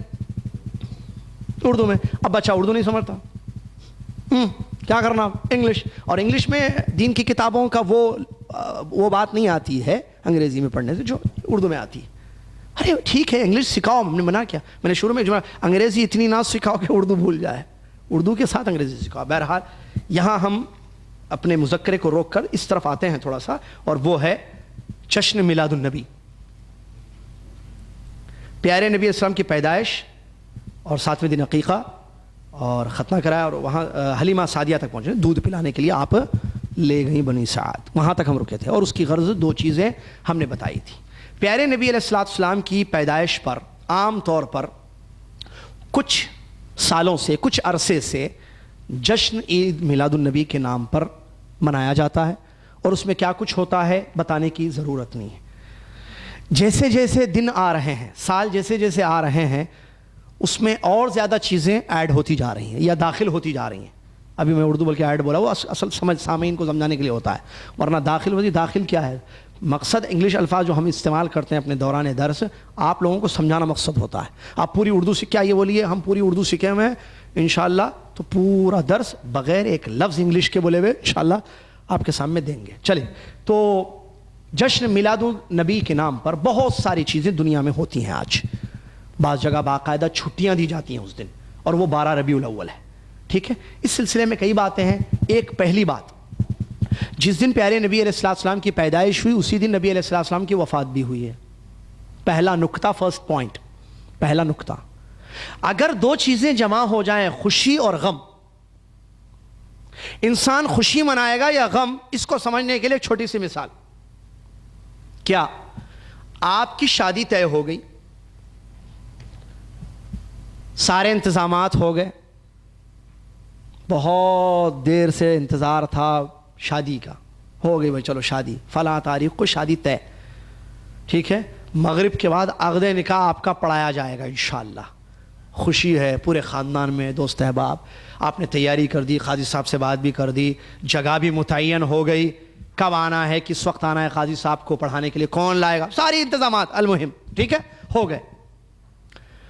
مغرب کی نماز کے فوراً بعد آپ کا نکاح پڑھایا جانے والا تھا, اور ظاہر بات اس دن نکاح تو آپ کی ازدواجی زندگی, جس کو انگلش میں میرڈ لائف کہتے ہیں, شروع ہونے والی تھی, جو ایک پسندیدہ زندگی ہوتی ہے ہر انسان کی, ٹھیک ہے نا. عصر کی نماز کے بعد آپ کو ایک فون آیا, السلام علیکم ورحمۃ اللہ وبرکاتہ. وعلیکم السلام ورحمۃ اللہ وبرکاتہ. آپ عبداللہ بھائی بات کر رہے ہیں؟ جی ہاں میں عبداللہ بات ہیں. آپ کے والد صاحب کے بارے میں خبر دینی تھی آپ کو. کیا ہوا, خیریت انشاءاللہ؟ والد صاحب تو مارکیٹ گئے ہوئے تھے. ہاں, والد صاحب کا اچانک ایکسیڈنٹ ہو گیا اور اسپاٹ پر ڈیتھ ہو گیا, آپ کے والد صاحب انتقال ہو گیا. آپ کے والد صاحب جلدی آئیے, جو ہے ہم ہاسپٹل لے جا رہے ہیں. اللہ اکبر. فوراً عبداللہ بھاگا اپنے گھر سے, جس حالت میں تھا ویسے بھاگا, دیکھا تو والد کی لاش پڑی ہوئی ہے, یا موت واقع ہو گئی, والد صاحب لاش. میرے بھائی تھوڑی دیر کے لیے سوچ کے بتائیے, اب عبداللہ کی وہ جو شادی کی خوشی تھی مغرب کے بعد کا عقد ہوگا, اس دن خوشی اور غم جمع ہو گئے. یہاں پر فطرت انسانی ہے, جب خوشی اور غم جمع ہو تو غم مقدم ہوتا ہے، خوشی نہیں. ختم خوشی بعد میں، کیونکہ غم آ گیا ہے. والد کی موت ہو گئی ہے گھر میں، بیٹا شادی کرے گا، جشن منائے گا شادی کا؟ نہیں میرے بھائی. اور یہ بات ہم عبداللہ کی کر رہے ہیں. اگر آپ جان کو بھی پوچھیں جا کر، ڈیئر جان، اگر آپ کی میرج ہو آج اور آپ کی فادر کی ڈیتھ ہو جو تو آپ جا کے کرسچن میں جا کر آپ چرچ میں اپنی شادی کریں گے یا اپنی ڈیڈی کی ڈیتھ کا غم منائیں گے؟ تو جان جو مسلمان نہیں ہے، یہودی یا نصرانی ہے، وہ بھی یہی کہے گا کیا بات کرتے ہیں آپ، میں میرج کروں گا، میری کروں گا اس دن جس دن نہیں، اگر میرج میری ہوگی تو میں کینسل کر دوں گا، میں والد کا غم مناؤں گا. یہ فطرت ہے انسان کی. ایک چھوٹا سا پوائنٹ تھا. پیارے نبی علیہ السلام کی جس دن پیدائش ہوئی اس دن وفات بھی ہوئی ہے، جشن منایا جا رہا ہے. میں یہ نہیں کہہ رہا ہوں، یا میرے کہنے کا یہ مطلب نہیں ہے کہ ہم سب غم منائیں بیٹھ کر خاص طریقے سے. نہیں، غم تو ہے. آج ہماری خواہش نہیں ہے کہ ہمارے نبی علیہ السلام کو ہم دیکھے ہوتے، اور یہ بات ہمارے نبی صلی اللہ علیہ وسلم نے حدیث میں بہت پہلے بیان فرما دی. صحابہ سے مخاطب ہوئے اور فرمایا کہ تمہارے بعد یا میرے بعد کچھ لوگ آئیں گے جو تمنا کریں گے، آرزو کریں گے کہ انہوں نے مجھے دیکھا ہوتا. تو ہماری آج بڑی خواہش ہے. تو نبی صلی اللہ علیہ وسلم کی موت کا غم تو کس کو نہیں ہے بھائی، کوئی شک نہیں ہے. لیکن اسلام پر ہم عمل کرنے والے ہیں، جو اسلام ہمارے نبی صلی اللہ علیہ وسلم ہم کو دے گئے، اس اسلام میں غم کو ظاہر کرنے کی کوئی خاص نوعیت یا شکل ہمیں نہیں بتائی گئی ہے کہ یہ نماز پڑھو، یہ عبادت کرو، غم مناؤ. ایسے نہیں. تو اس لیے ہم غم بھی ویسے نہیں، لیکن دلوں میں یہ چیز ہوتی ہے. یہ اپنی جگہ ہے جو احساسات ہیں ہمارے. جو جشن کس بات پر منایا جا رہا ہے؟ ایک دوسری بات، کیا عید میلاد النبی کا کوئی تعلق اسلام سے ہے؟ اسلام دین مکمل ہے. ہمارے نبی علیہ الصلوۃ والسلام جن کی سیرت طیبہ، پیاری سیرت، ہمارے اسوہ حسنہ ہے، زندگی کا نمونہ ہے. ہم جو پڑھ رہے ہیں انشاءاللہ پڑھیں گے انشاءاللہ ہمیشہ. تو کیا ہمارے نبی صلی اللہ علیہ وسلم نے جو تعلیمات ہمیں دیں ان میں سے عید ہے میلاد النبی کی؟ ہمارے نبی علیہ الصلوۃ والسلام نے عید الفطر کا حکم دیا، اس کی تعلیمات ہے اپنی جگہ. رمضان کے اختتام پر جو عید منائی جاتی ہے، 10 ذی الحجہ کے دن جو عید الاضحیٰ، بقرعید جس کو ہم اردو میں کہتے ہیں، منائی جاتی ہے، اس کی اپنی تعلیمات ہیں، پیارے نبی صلی اللہ علیہ وسلم نے ہمیں دی ہیں، ہم عمل کرتے ہیں الحمدللہ. یہ 2 عیدیں تو معلوم ہیں ہمیں. تیسری عید میلاد النبی کہاں سے؟ کیا نبی صلی اللہ علیہ وسلم نے حدیثوں میں بیان فرمایا؟ کسی حدیث میں، قرآن کی کسی آیت میں اللہ تعالیٰ نے یہ فرمایا ہو کہ نبی کی پیدائش پر تم خوشی مناؤ؟ آیت ہے قرآن میں؟ کہیں نہیں ہے. حدیثوں میں نبی علیہ الصلوۃ والسلام نے کہیں فرمایا؟ بھئی معقول بات ہے، ربیع الاول کا مہینہ ہمارے نبی صلی اللہ علیہ وسلم کی زندگی میں آیا ہر سال، اور یہ 9 یا 12 تاریخ بھی آتی گئی. کیا کوئی مخصوص عمل پیارے نبی صلی اللہ علیہ وسلم کا صحیح سند سے ہم تک پہنچا؟ نہیں. صحابہ رضی اللہ عنہم اجمعین جو بے پناہ محبت اپنے نبی محمد صلی اللہ علیہ وسلم سے کرتے تھے کہ آپ کے مبارک تھوک کو نیچے گرنے نہیں دیتے تھے، لے کر مل لیتے تھے اپنے جسم پر. وضو فرماتے پیارے نبی صلی اللہ علیہ وسلم، آنکھوں دیکھا حال لوگوں نے بیان کیا حدیثوں میں یہ واقعات صحیح سند سے ہم تک پہنچے ہیں کہ پیارے نبی علیہ الصلوۃ والسلام وضو فرماتے تو وضو کی چھینٹوں کو صحابہ نیچے گرنے نہیں دیتے، اس کو لے لیتے تھے. اور یہ دشمنوں کے سامنے بھی پیش کیا گیا، نجاشی کے سامنے جو بتایا گیا، ہم نے آنکھوں سے ایسے ایسے حالات دیکھے. پیارے نبی علیہ السلام کو معمولی سی تکلیف ہو برداشت نہیں کرتے تھے، اپنی جانوں کو قربان کر دیا صحابہ نے آپ سے کی محبت میں. میں نے کہا نا، ایسے محبت کرنے والے صحابہ نہ ہیں نہ قیامت تک پیدا ہو سکتے. کوئی امتی نبی صلی اللہ علیہ وسلم سے ویسی محبت نہیں کر سکتا ہے جیسا صحابہ اکرام رضی اللہ عنہم اجمعین کو اپنے حبیب نبی محمد صلی اللہ علیہ وسلم سے تھی. سوال، ان لوگوں کو 9 اور 12 ربیع الاول یاد نہیں تھی جو اتنی محبت کرتے تھے، اٹھتے بیٹھتے تھے، دیکھتے تھے پیارے نبی صلی اللہ علیہ وسلم کو، زندگیاں ساتھ گزاری، تاریخ آئی اور گئی، عید میلاد النبی کا کوئی وجود نہیں رہا. اللہ اکبر. صحابہ اتنی محبت کرنے والے. اس کے بعد اور ان کو بہترین زمانہ رسول اللہ نے حدیث میں فرمایا، بہترین زمانہ میرا، اس کے بعد حدیث میں خیر القرون میں سے ہیں. تابعین کا دور آیا, بڑی ہستیاں بزرگ اولیاء آئے, سعید بن مسیب رحمۃ اللہ علیہ جیسے, حسن بصری رحمۃ اللہ علیہ جیسے لوگ آئے, امام قتادہ رحمۃ اللہ علیہ جیسے بزرگ تشریف لائے, لیکن میلاد نہیں تھی, نہ منائی گئی. وہ دور بھی ختم. تابعین, اتباع التابعین جس کو تبع تابعین ہم اردو میں کہتے ہیں, ان کا دور آیا, اس میں بھی کچھ بھی نہیں. پھر ائمہ کا دور آیا جن کے فالوورز دنیا میں پھیلے ہوئے ہیں, مشہور ہیں. امام ابو حنیفہ رحمۃ اللہ علیہ کا دور, امام مالک رحمۃ اللہ علیہ کا دور, امام شافعی رحمۃ اللہ علیہ کا دور, امام احمد ابن حنبل رحمۃ اللہ علیہ کا دور. میلاد النبی نام کی کوئی چیز نہیں تھی. یہ کیا ہے؟ یعنی ائمہ اربعہ جو مشہور ہیں نا, ان کی زندگیوں میں بھی میلاد نہیں تھی. تو پھر میلاد یہ کب آئی؟ 7ویں ہجری, صدی ہجری, ہجرت کے نبی صلی اللہ علیہ وسلم کے 700 سال کے بعد کی ایجاد کردہ چیز ہے یہ. اس سے پہلے وجود نہیں تھا اس کا. اور اس کو شروع کرنے والے عبیدیین ہیں. عبیدیین, یہ عبیدیین کون ہے؟ عبیدی فرقہ ہے ایک, جو سن 362 ہجری 362 ہجری میں مصر میں داخل ہوا, اور وہاں سے ان کا دور شروع ہوا. 362 ایئر جو ہجرت کے 362واں سال ہے, جب سے ان کا پیریڈ, رولنگ پیریڈ وہاں شروع ہوا, دور حکومت ان کا. کہاں پر؟ مصر میں. انہوں نے اس کو شروع کیا, اس سے پہلے کسی نے شروع نہیں کیا. یہ شروع بھی اسی سال نہیں کیا, 7ویں صدی ہجری میں شروع کیا, یعنی اس کے 300 سال کے بعد, خوب جشن منا کر. یہ لوگ جنہوں نے شروع کیا اپنے آپ کو کہتے تھے ہم آل بیت میں سے ہیں, اور انہوں نے 5 میلاد سٹارٹ کی. میلاد النبی, میلاد علی, میلاد فاطمہ, میلاد حسن, میلاد حسین. 5 میلاد مناتے تھے. اور اس کو شروع کرنے والا جو بادشاہ ہے یہ, اس نے کیسے شروع کیا؟ لوگوں نے کہا اس کو کہ نصارہ کرسچن جو ہے کرسمس ڈے مناتے ہیں, یا عید میلاد, جشن میلاد مناتے ہیں عیسیٰ کی پیدائش پر. ہم نبی صلی اللہ علیہ وسلم کی پیدائش پر کیا میلاد نہ منائیں؟ اس نے کہا ہاں منانا چاہیے, کیوں نہیں منانا چاہیے, یہ کوئی حدیث پر عمل نہیں ہے. ہم لوگ آج مسلمان جذبات میں آ کر مناتے ہیں, یہ حدیث پر عمل نہیں ہے کوئی. یہ اس انسان نے اس کو سٹارٹ کیا. اس نے سوچا جب کرسچن اپنے نبی کی پیدائش پر جشن منائیں تو ہم کیوں نہیں منائیں, ہم بھی منائیں گے. چلو مناؤ, بادشاہ تھا, مناؤ خوب. کیا منانا؟ میلاد منانا. کس کی؟ سب کی مناؤ. کیونکہ وہ رافضی تھا, شیعہ جس کو کہتے ہیں, رافضی اپنے آپ کو کہتے تھے, وہ آل بیت. ان کے بارے میں بلکہ اور بتا دوں, اس نے کیا کیا, 5 میلاد سٹارٹ کی. کہا کہ میلاد النبی, میلاد علی, میلاد فاطمہ, میلاد حسن, میلاد حسین. خوب جشن سے ناچ گانا اور پکانا, فلاں اختلاط مرد و زن کا, خوب جشن. اور یہ وہی لوگ ہیں جو یہاں مکہ آئے تھے اپنے دور میں, اور آ کر حاجیوں کا قتل کیا تھا ان لوگوں نے. سنیوں کے دشمن, بلکہ مسلمانوں کے دشمن, میں آگے بتاؤں گا. ایک دروازے سے آئی, آل بیت کے ڈور سے جو ہے مسلمانوں میں داخل ہوئے. دعویٰ کیا کہ ہم آل بیت میں سے ہیں, یہ عبیدیوں نے. ٹھیک ہے, حاجیوں کا قتل کیا ان لوگوں نے, اور حجر اسود کو چرا کر مصر لے گئے. حجر اسود آپ نے دیکھا ہے؟ دیکھا ہے؟ قریب سے دیکھا یا دور سے؟ غور کیا؟ پیسز ہیں, ٹکڑوں کو جوڑا ہوا ہے, یہ ملے ہوئے ٹکڑے تھے, پورا پتھر تھا حجر اسود.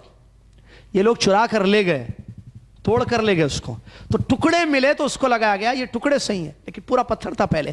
یہ وہ لوگ ہیں جنہوں نے جشن میلاد کو شروع کیا دنیا میں, فرسٹ مرتبہ, پہلی مرتبہ. بڑے دھوم دراز سے منایا جاتا تھا. ٹھیک ہے, چلیے ان کے نسب کے بارے میں, ان کا جو دعویٰ تھا کہ ہم, یہ کون لوگ ہیں جنہوں نے اس بدعت کو دنیا میں شروع کیا؟ عبیدی لوگ ہیں. تو عبیدیوں کا دعویٰ تھا کہ ہمارا نسب ملتا ہے رسول اللہ صلی اللہ علیہ وسلم سے, ہم آل بیت میں سے ہیں. تو لوگ بڑی, ارے آپ آل بیت میں سے ہیں. جیسے آپ کسی کو بھی بولے بھائی کہ میں سید ہوں بھائی, ہمارے پاس بولتے ہیں سید, تو ٹھیک ہے سید لگاتے ہیں لوگ اپنے. ہو سکتا ہے ہندوستان پاکستان میں نبی صلی اللہ علیہ وسلم کے خاندان کے کوئی لوگ بسے ہوئے ہوں, ناممکن ہے, یہ نہیں, امکان ہے. لیکن اپنے آپ کو رسول اللہ علیہ وسلم کے بعض لوگوں نے لگا بھی دیا ہے نام سے پہلے, ہم سید ہیں, معلوم ہے سید, ارے ہاں ماشاء اللہ سید ہے, ارے بھائی آپ کے گھر میں بیٹی نہیں کر سکتے ہم, یہ عجیب مسئلہ ہے ہمارے پاس. جیسا مجھے یاد ہے ہمارے پڑوس میں ایک سید صاحب رہتے تھے, ان کے گھر میں رشتہ آیا, تو انہوں نے جب لڑکے والوں کو معلوم ہوا کہ یہ سید ہیں، بولے نہیں سید کی بیٹی نہیں کر سکتے ہم بھائی، جھاڑو دے گی گھر میں، برتن مانجے گا نہیں، رسول صلی اللہ علیہ وسلم کے خاندان کے لوگ کیسے کام کریں گے؟ ایسا کانسیپٹ ہے، ایک ذہن ہے، سید کے گھر سے بچی نہیں لانا، ایک ذہن لوگوں کا غلط ہے یہ بات۔ فاطمہ رضی اللہ تعالیٰ عنہ رسول اللہ علیہ وسلم کی بیٹی صاحبزادی کام نہیں کرتی تھی گھر میں، وہ واقعات آپ کو معلوم ہے، جنہوں نے خادمہ طلب کیا تھا نبی صلی اللہ علیہ وسلم۔ چلیے، تو ان لوگوں نے دعویٰ کیا، جنہوں نے اس بدعت کو دنیا میں عروج دیا، شروع کیا، سٹارٹ کیا، عبیدیوں نے 7ویں ہجری میں، ان کا دعویٰ تھا کہ ہمارا نسب رسول صلی اللہ علیہ وسلم سے ملتا ہے۔ تحقیق کرنے والے علماء جیسے شیخ الاسلام ابن تیمیہ رحمۃ اللہ علیہ اور اس کے علاوہ دیگر محققین علماء نے جب تحقیق کی ان کے نسب کی تو پتہ چلا کہ یہ مجوس یا یہود کی اولاد میں سے ملتے ہیں۔ اللہ اکبر۔ کون؟ عبیدی، بنو عبید القداح جن کا اصل نام تھا۔ اچھا دیکھیے یہاں لکھا ہے، میں نے اس کو نوٹ کیا، انہوں نے اپنا نسب جا کر ملایا کس سے؟ علی رضی اللہ تعالیٰ کے خاندان سے۔ یہ حقیقی باطنی فرقہ تھا، یہ ایک عبیدی فرقہ جنہوں نے اسلام کو ختم کرنا تھا، ایک پلاننگ سے آئے۔ کیونکہ ایک بات آپ کو معلوم ہونا چاہیے، اسلام کو برباد کرنے کے لیے دشمن کے سامنے سب سے اچھا دروازہ ہے نبی صلی اللہ علیہ وسلم کی محبت کے نام سے داخل ہو جاؤ۔ مسلمان کوئی بھی چیز ایکسیپٹ کرنے کے لیے تیار ہو جائیں گے۔ اگر یہ میں کہوں کہ کل رات میں محبت میں آپ، کل رات نبی صلی اللہ علیہ وسلم میرے خواب میں آئے اور انہوں نے کہا تھا ایسے ایسے ایسے ایسے کرو، تو آپ سب میری بات مانیں گے فوراً۔ اچھا خواب میں کوئی بھی آدمی بول دے گا، آپ تو مجھے پہچانتے ہیں، جانتے ہیں میں کہاں سے پڑھا ہوں، کیا پڑھا ہوں، جانتے ہیں، یہ اور بات۔ ایک انجانا آدمی بھی بول دے، مان لیں گے فوراً بات۔ یا کسی چینل پر بیٹھ کر میں بولوں کسی کو، لوگ نہیں جانتے ہیں کہ میں نے کہاں سے تعلیم حاصل کی ہے، میری قابلیت کیا ہے، یا علم کیا ہے میرا، میں نے کیا پڑھا ہے، دین یا نہیں پڑھا ہے، بغیر میری کچھ تحقیق کے، بغیر میرے بارے میں کچھ جانے ہوئے محبت کے نام پر کوئی بھی بات بتا دوں لینے کے لیے تیار ہیں لوگ۔ ایسے نہیں ہوتا ہے میرے بھائی، یہ محبت نہیں ہوتی ہے۔ سچی محبت یہ ہے کہ انسان اصل صحیح بات کی تحقیق کرے اور اس بات کو ایکسیپٹ کرے۔ تو دشمنان اسلام اس بات کو اچھی طریقے سے جانتے ہیں، اسی لیے ان کو بھیجا گیا۔ بنو عبید القداح یہودیوں کی نسل میں سے ہیں، مجوسیوں کی نسل میں سے ہے، داخل ہوئے اور انہوں نے ہی اس بدعت کو شروع کیا جو باطنی فرقہ ان کا تھا، اور انہوں نے جو ہے اس کو دنیا میں عروج کیا۔ اب جب سے وہ چیز شروع ہوئی تو آج تک ہے، آپ جب دیکھتے ہیں، اس سے پہلے کسی نے نہیں کیا۔ تحقیق کر لیں آپ۔ افسوس یہ کہ ہم تحقیق نہیں کرتے۔ عوام مناتی ہے جشن عید میلاد النبی، ان کو تقریروں کے ذریعے، چینلوں کے ذریعے، وعظ اور نصیحت کے ذریعے، کتابوں کے ذریعے، کیسٹس کے ذریعے یہ بتایا جاتا ہے پیارے نبی صلی اللہ علیہ وسلم کی محبت، پیارے نبی صلی اللہ علیہ وسلم، اس میں کوئی شک نہیں ہے، ہمارے نبی صلی اللہ علیہ وسلم کی محبت ہر انسان سے زیادہ ہم کو کرنی چاہیے۔ لیکن سوال یہ پیدا ہوتا ہے کہ محبت کا مطلب کیا ہے؟ محبت کا مطلب اتباع ہے یا ابتداء ہے؟ نبی صلی اللہ علیہ وسلم کے طریقے پر عمل کرنا یہ محبت ہے، یا نبی صلی اللہ علیہ وسلم کے طریقے سے ہٹ کر عمل کرنا یہ محبت ہے؟ پیارے نبی صلی اللہ علیہ وسلم کی مشہور حدیث، نبی علیہ الصلوۃ والسلام نے فرمایا من حدث فی امرنا ھذا ما لیس منہ فہو رد، متفق علیہ، بخاری مسلم کی حدیث۔ نبی علیہ الصلوۃ والسلام نے فرمایا جس نے ہمارے اس دین میں کوئی ایسا کام کیا جو ہم نے حکم نہیں دیا یا اس دین میں سے نہیں ہے، ما لیس منہ، اس دین میں سے نہیں ہے، فہو رد، اللہ تعالیٰ اس کو قبول نہیں کرے گا۔ من عمل عملا لیس علیہ امرنا فہو رد، جس نے کوئی بھی عمل کیا دین میں جس کا حکم ہم نے نہیں دیا، تو نبی علیہ الصلوۃ والسلام نے فرمایا اللہ اس کو قبول نہیں کرے گا۔ تو پھر کہاں سے یہ چیز ہم لے کر آئے؟ الیوم اکملت لکم دینکم، دین مکمل ہے، صحابہ کی زندگیاں ختم ہو گئی، تابعین تبع تابعین آ گئے، لیکن میلاد النبی نہیں تھی، تو ہم کیسے اس کو مناتے ہیں؟ اور محبت کے نام پر مناتے ہیں۔ محبت کے نام پر ہمیں پیر کا روزہ یاد نہیں آتا ہے، نبی صلی اللہ علیہ وسلم کا طریقہ جمعرات کا روزہ ہمیں یاد نہیں آتا ہے، حالانکہ وہ نوافل ہیں، فرض نہیں ہے، لیکن نہ فرائض ہمیں یاد ہے نہ نوافل ہمیں یاد ہے تو ایک بدعت ہمیں یاد ہے جس کو ہم سنت کا نام دیتے ہیں، اور ہم سمجھتے ہیں کہ یہ حق ہے امتی پر کہ اپنے نبی صلی اللہ علیہ وسلم کی پیدائش پر جشن منائے۔ اور لوگوں کو جو گمراہ کیا جاتا ہے، جو پوائنٹ ہے گمراہ کرنے کا، وہ میں بتاؤں محبت کا نام لے کر تقریریں، واز، کیا آپ کو ہم کو محبت نہیں ہے؟ جس تقریر کروں جوشیلی میں، محبت جذباتی تقریر، کہوں کہ میرے بھائی آپ تھوڑی دیر کے لیے سوچئے، آپ کے گھر کوئی بیٹا پیدا ہو، آپ کے گھر کوئی بیٹی ہو، خوشی نہیں ہوگی۔ خوشی میں کیا کریں گے؟ کوئی لڈو بانٹے گا، کوئی مٹھائیاں تقسیم کرے گا، کوئی کچھ کرے گا، کوئی کچھ کرے گا۔ میرے بھائی ہماری اولاد کی پیدائش پر ہم اتنی خوشیاں منائیں، محمد صلی اللہ علیہ وسلم جو دنیا کے نبی رحمت للعالمین بن کر تشریف لائے، ان کی پیدائش پر کیا ہمیں جشن نہیں منانا چاہیے؟ ذرا سوچو میرے بھائی، ابو لہب، کون ابو لہب؟ چاچا نبی صلی اللہ علیہ وسلم کا اپنے بھتیجے کی پیدائش پر اپنی لونڈی کو آزاد کرتا ہے، تو کیا ہم مسلمان اپنے نبی صلی اللہ علیہ وسلم کی پیدائش پر جشن نہیں منا سکتے؟ تبت یدا ابی لہب وتب ما اغنی عنہ مالہ وما کسب. یہ قرآن ہے. اللہ تعالیٰ نے قرآن میں فرمایا ابو لہب ہمارے لیے دلیل نہیں ہے. ابو لہب نے لونڈی آزاد کر دی, اس کا عمل ہمارے لیے دلیل ہے نہیں. ابو لہب کافر تھا, جہنمی ہے. قرآن کی آیت ہے سیصلا, آپ ہم پڑھتے ہیں نمازوں میں, سیصلا نارن ذات لہب, دہکتی ہوئی آگ میں جانے والا ہے. وہ اللہ نے قرآن میں فرمایا. اس کا عمل ہمارے لیے دلیل بن گیا. قرآن اور حدیث صحابہ کا فہم یا منہج ہمارے دلیل ہے. قرآن میں ہے میلاد کے بارے میں کچھ نہیں ہے, حدیثوں میں ہے نہیں ہے, صحابہ نے منایا نہیں منایا. اور پہلا پوائنٹ ذہن میں رکھیں, خوشی اور غم ملے ہوئے ہیں, وہ بھی ذہن میں رکھیں. کس بیس پر منایا جا رہا ہے؟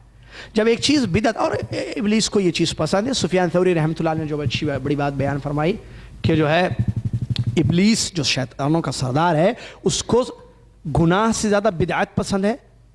کیوں؟ اس لیے کہ بدعت کرنے والا کم توبہ کرتا ہے, گناہ کرنے والے توبہ کر لیتے ہیں. گناہ کرنے والے کو معلوم ہے کہ میں گناہ کر رہا ہوں, بدعت کرنے والے کو نہیں معلوم کہ میں گناہ کر رہا ہوں. اس لیے ابلیس چاہتا ہے کہ خوب بدعتیں پھیلائے. اس نے پھیلایا ہے. اب اس میں کیا کیا چیزیں ہوتی ہیں آپ کو معلوم ہے. نبی صلی اللہ علیہ وسلم کی ذات میں غلو کیا جاتا ہے. یہ عقیدہ رکھا جاتا ہے کہ نبی صلی اللہ علیہ وسلم آتے ہیں حاضر ہوتے ہیں. یہ کہاں ہے یہ نہیں ہے. نبی صلی اللہ علیہ وسلم آتے ہیں حاضر ہوتے ہیں, یہ عقیدہ. یا دوسری جو ہے نبی صلی اللہ علیہ وسلم خوش ہوتے ہیں اس سے, یہ عقیدہ. محفلیں منعقد کی جاتی ہیں, ٹھیک ہے. مرد و زن کا اختلاط حرام ہے نا اسلام میں, وہ چیزیں ہوتی ہیں. گانا بجانا جائز ہے اسلام میں, حرام ہے. دوسری جگہ کی بات, ارے گھروں میں بجاتے ہیں, ارے گھروں میں بھی بجائے تب بھی حرام, یہاں بھی بجاؤ تب بھی حرام. بھائی بات کو بات سے مت ملاؤ. بات ہو رہی ہے میلاد النبی میں, آپ جو ایک عبادت کے طور پر کرتے ہیں, ایک دین کا نام اس کو دیا جاتا ہے, دین نہیں ہے یہ میں بتانا چاہ رہا ہوں. کیونکہ دین وہ ہے جو اللہ تعالیٰ نے اتارا, محمد صلی اللہ علیہ وسلم نے پہنچایا, صحابہ نے سمجھ کر عمل کیا, بات ختم. امام مالک رحمۃ اللہ نے فرمایا جو دین مدینہ میں دین نہیں تھا محمد صلی اللہ علیہ وسلم کے دور میں, قیامت تک وہ چیز دین نہیں ہو سکتی. کہاں سے آ گئی یہ چیز؟ پھر اب ظاہر بات ہے غلط چیز ہوگی تو اس کا نتیجہ بھی غلط ہوگا. نتیجہ آج کیا دیکھتے ہیں, مرد و زن کا اختلاط ہے, اور خاص طور سے ایسے ممالک جیسے جہاں ہندو اور دوسرے بھی رہتے ہیں, لڑائیاں فلاں. نوجوانوں کو ایک موقع ملتا ہے, ہم نے آنکھوں سے جاتے ہوئے, ہم نہیں مانتے اس دن تاریخ, جاتے ہوئے راستے بند ہیں, لوگوں کی تکلیف ہے, اور لڑکوں کو جو ہے وہ آوارہ گردی کرنے کا ایک اچھا موقع مل گیا ہے. اس میں خوب آوارہ گردی ہوتی ہے, پلاننگ ہوتی ہے, ملنا بہت سارے. حتیٰ کہ وہ لوگ وہ علماء, اللہ ہدایت دے علماء کو بھی جو لوگوں میں یہ بدعت پھیلائے ہوئے ہیں, وہ علماء جو کہتے ہیں نہیں منانا چاہیے, انہوں نے جب اس کی گند دیکھی, اس کی خرابیاں, اس کے مفاسد دیکھے, کہا کہ بھائی منانا ہے لیکن مسجد میں مناؤ, باہر مت مناؤ. وہ علماء بھی مجبور ہو گئے, کیا ہے یہ کر رہے ہیں لوگ آج. تو اس میں کوئی شک نہیں ہے یہ بنو عبید کی ایجاد کردہ بدعت ہے. اسلام سے اس کا کوئی تعلق ہے نہیں ہے, اسلام سے کوئی اس کا تعلق. 700 صدی ہجری کے بعد ایجاد ہوئی چیز ہے. تو اس چیز کو ہم ایک دین کا نام دے کر اس پر جشن منائیں اور خوشیاں منائیں یا مخصوص عبادتیں کریں جو حدیثوں میں نہیں ہے, اس سے اپنے آپ کو بچانا چاہیے. اللہ تعالیٰ مجھے اور آپ کو, دنیا کے تمام مسلمانوں کو اس بات کی توفیق عطا فرمائے کہ ہم حقیقی اسلام کو پہچانیں, نبی علیہ السلام کے صحیح طریقے کو جانیں اور اس کے مطابق زندگی گزاریں, اور جو چیزیں دین میں ایڈ کی گئی ہیں, ملا دی گئی ہیں, ان کو پہچان کر اس سے اجتناب کرنے کی اور اس سے دور رہنے کی ہم سب کو اللہ تبارک و تعالیٰ توفیق عطا فرمائے. آمین. وآخر دعوانا الحمد للہ رب العالمین. والسلام علیکم ورحمۃ اللہ وبرکاتہ.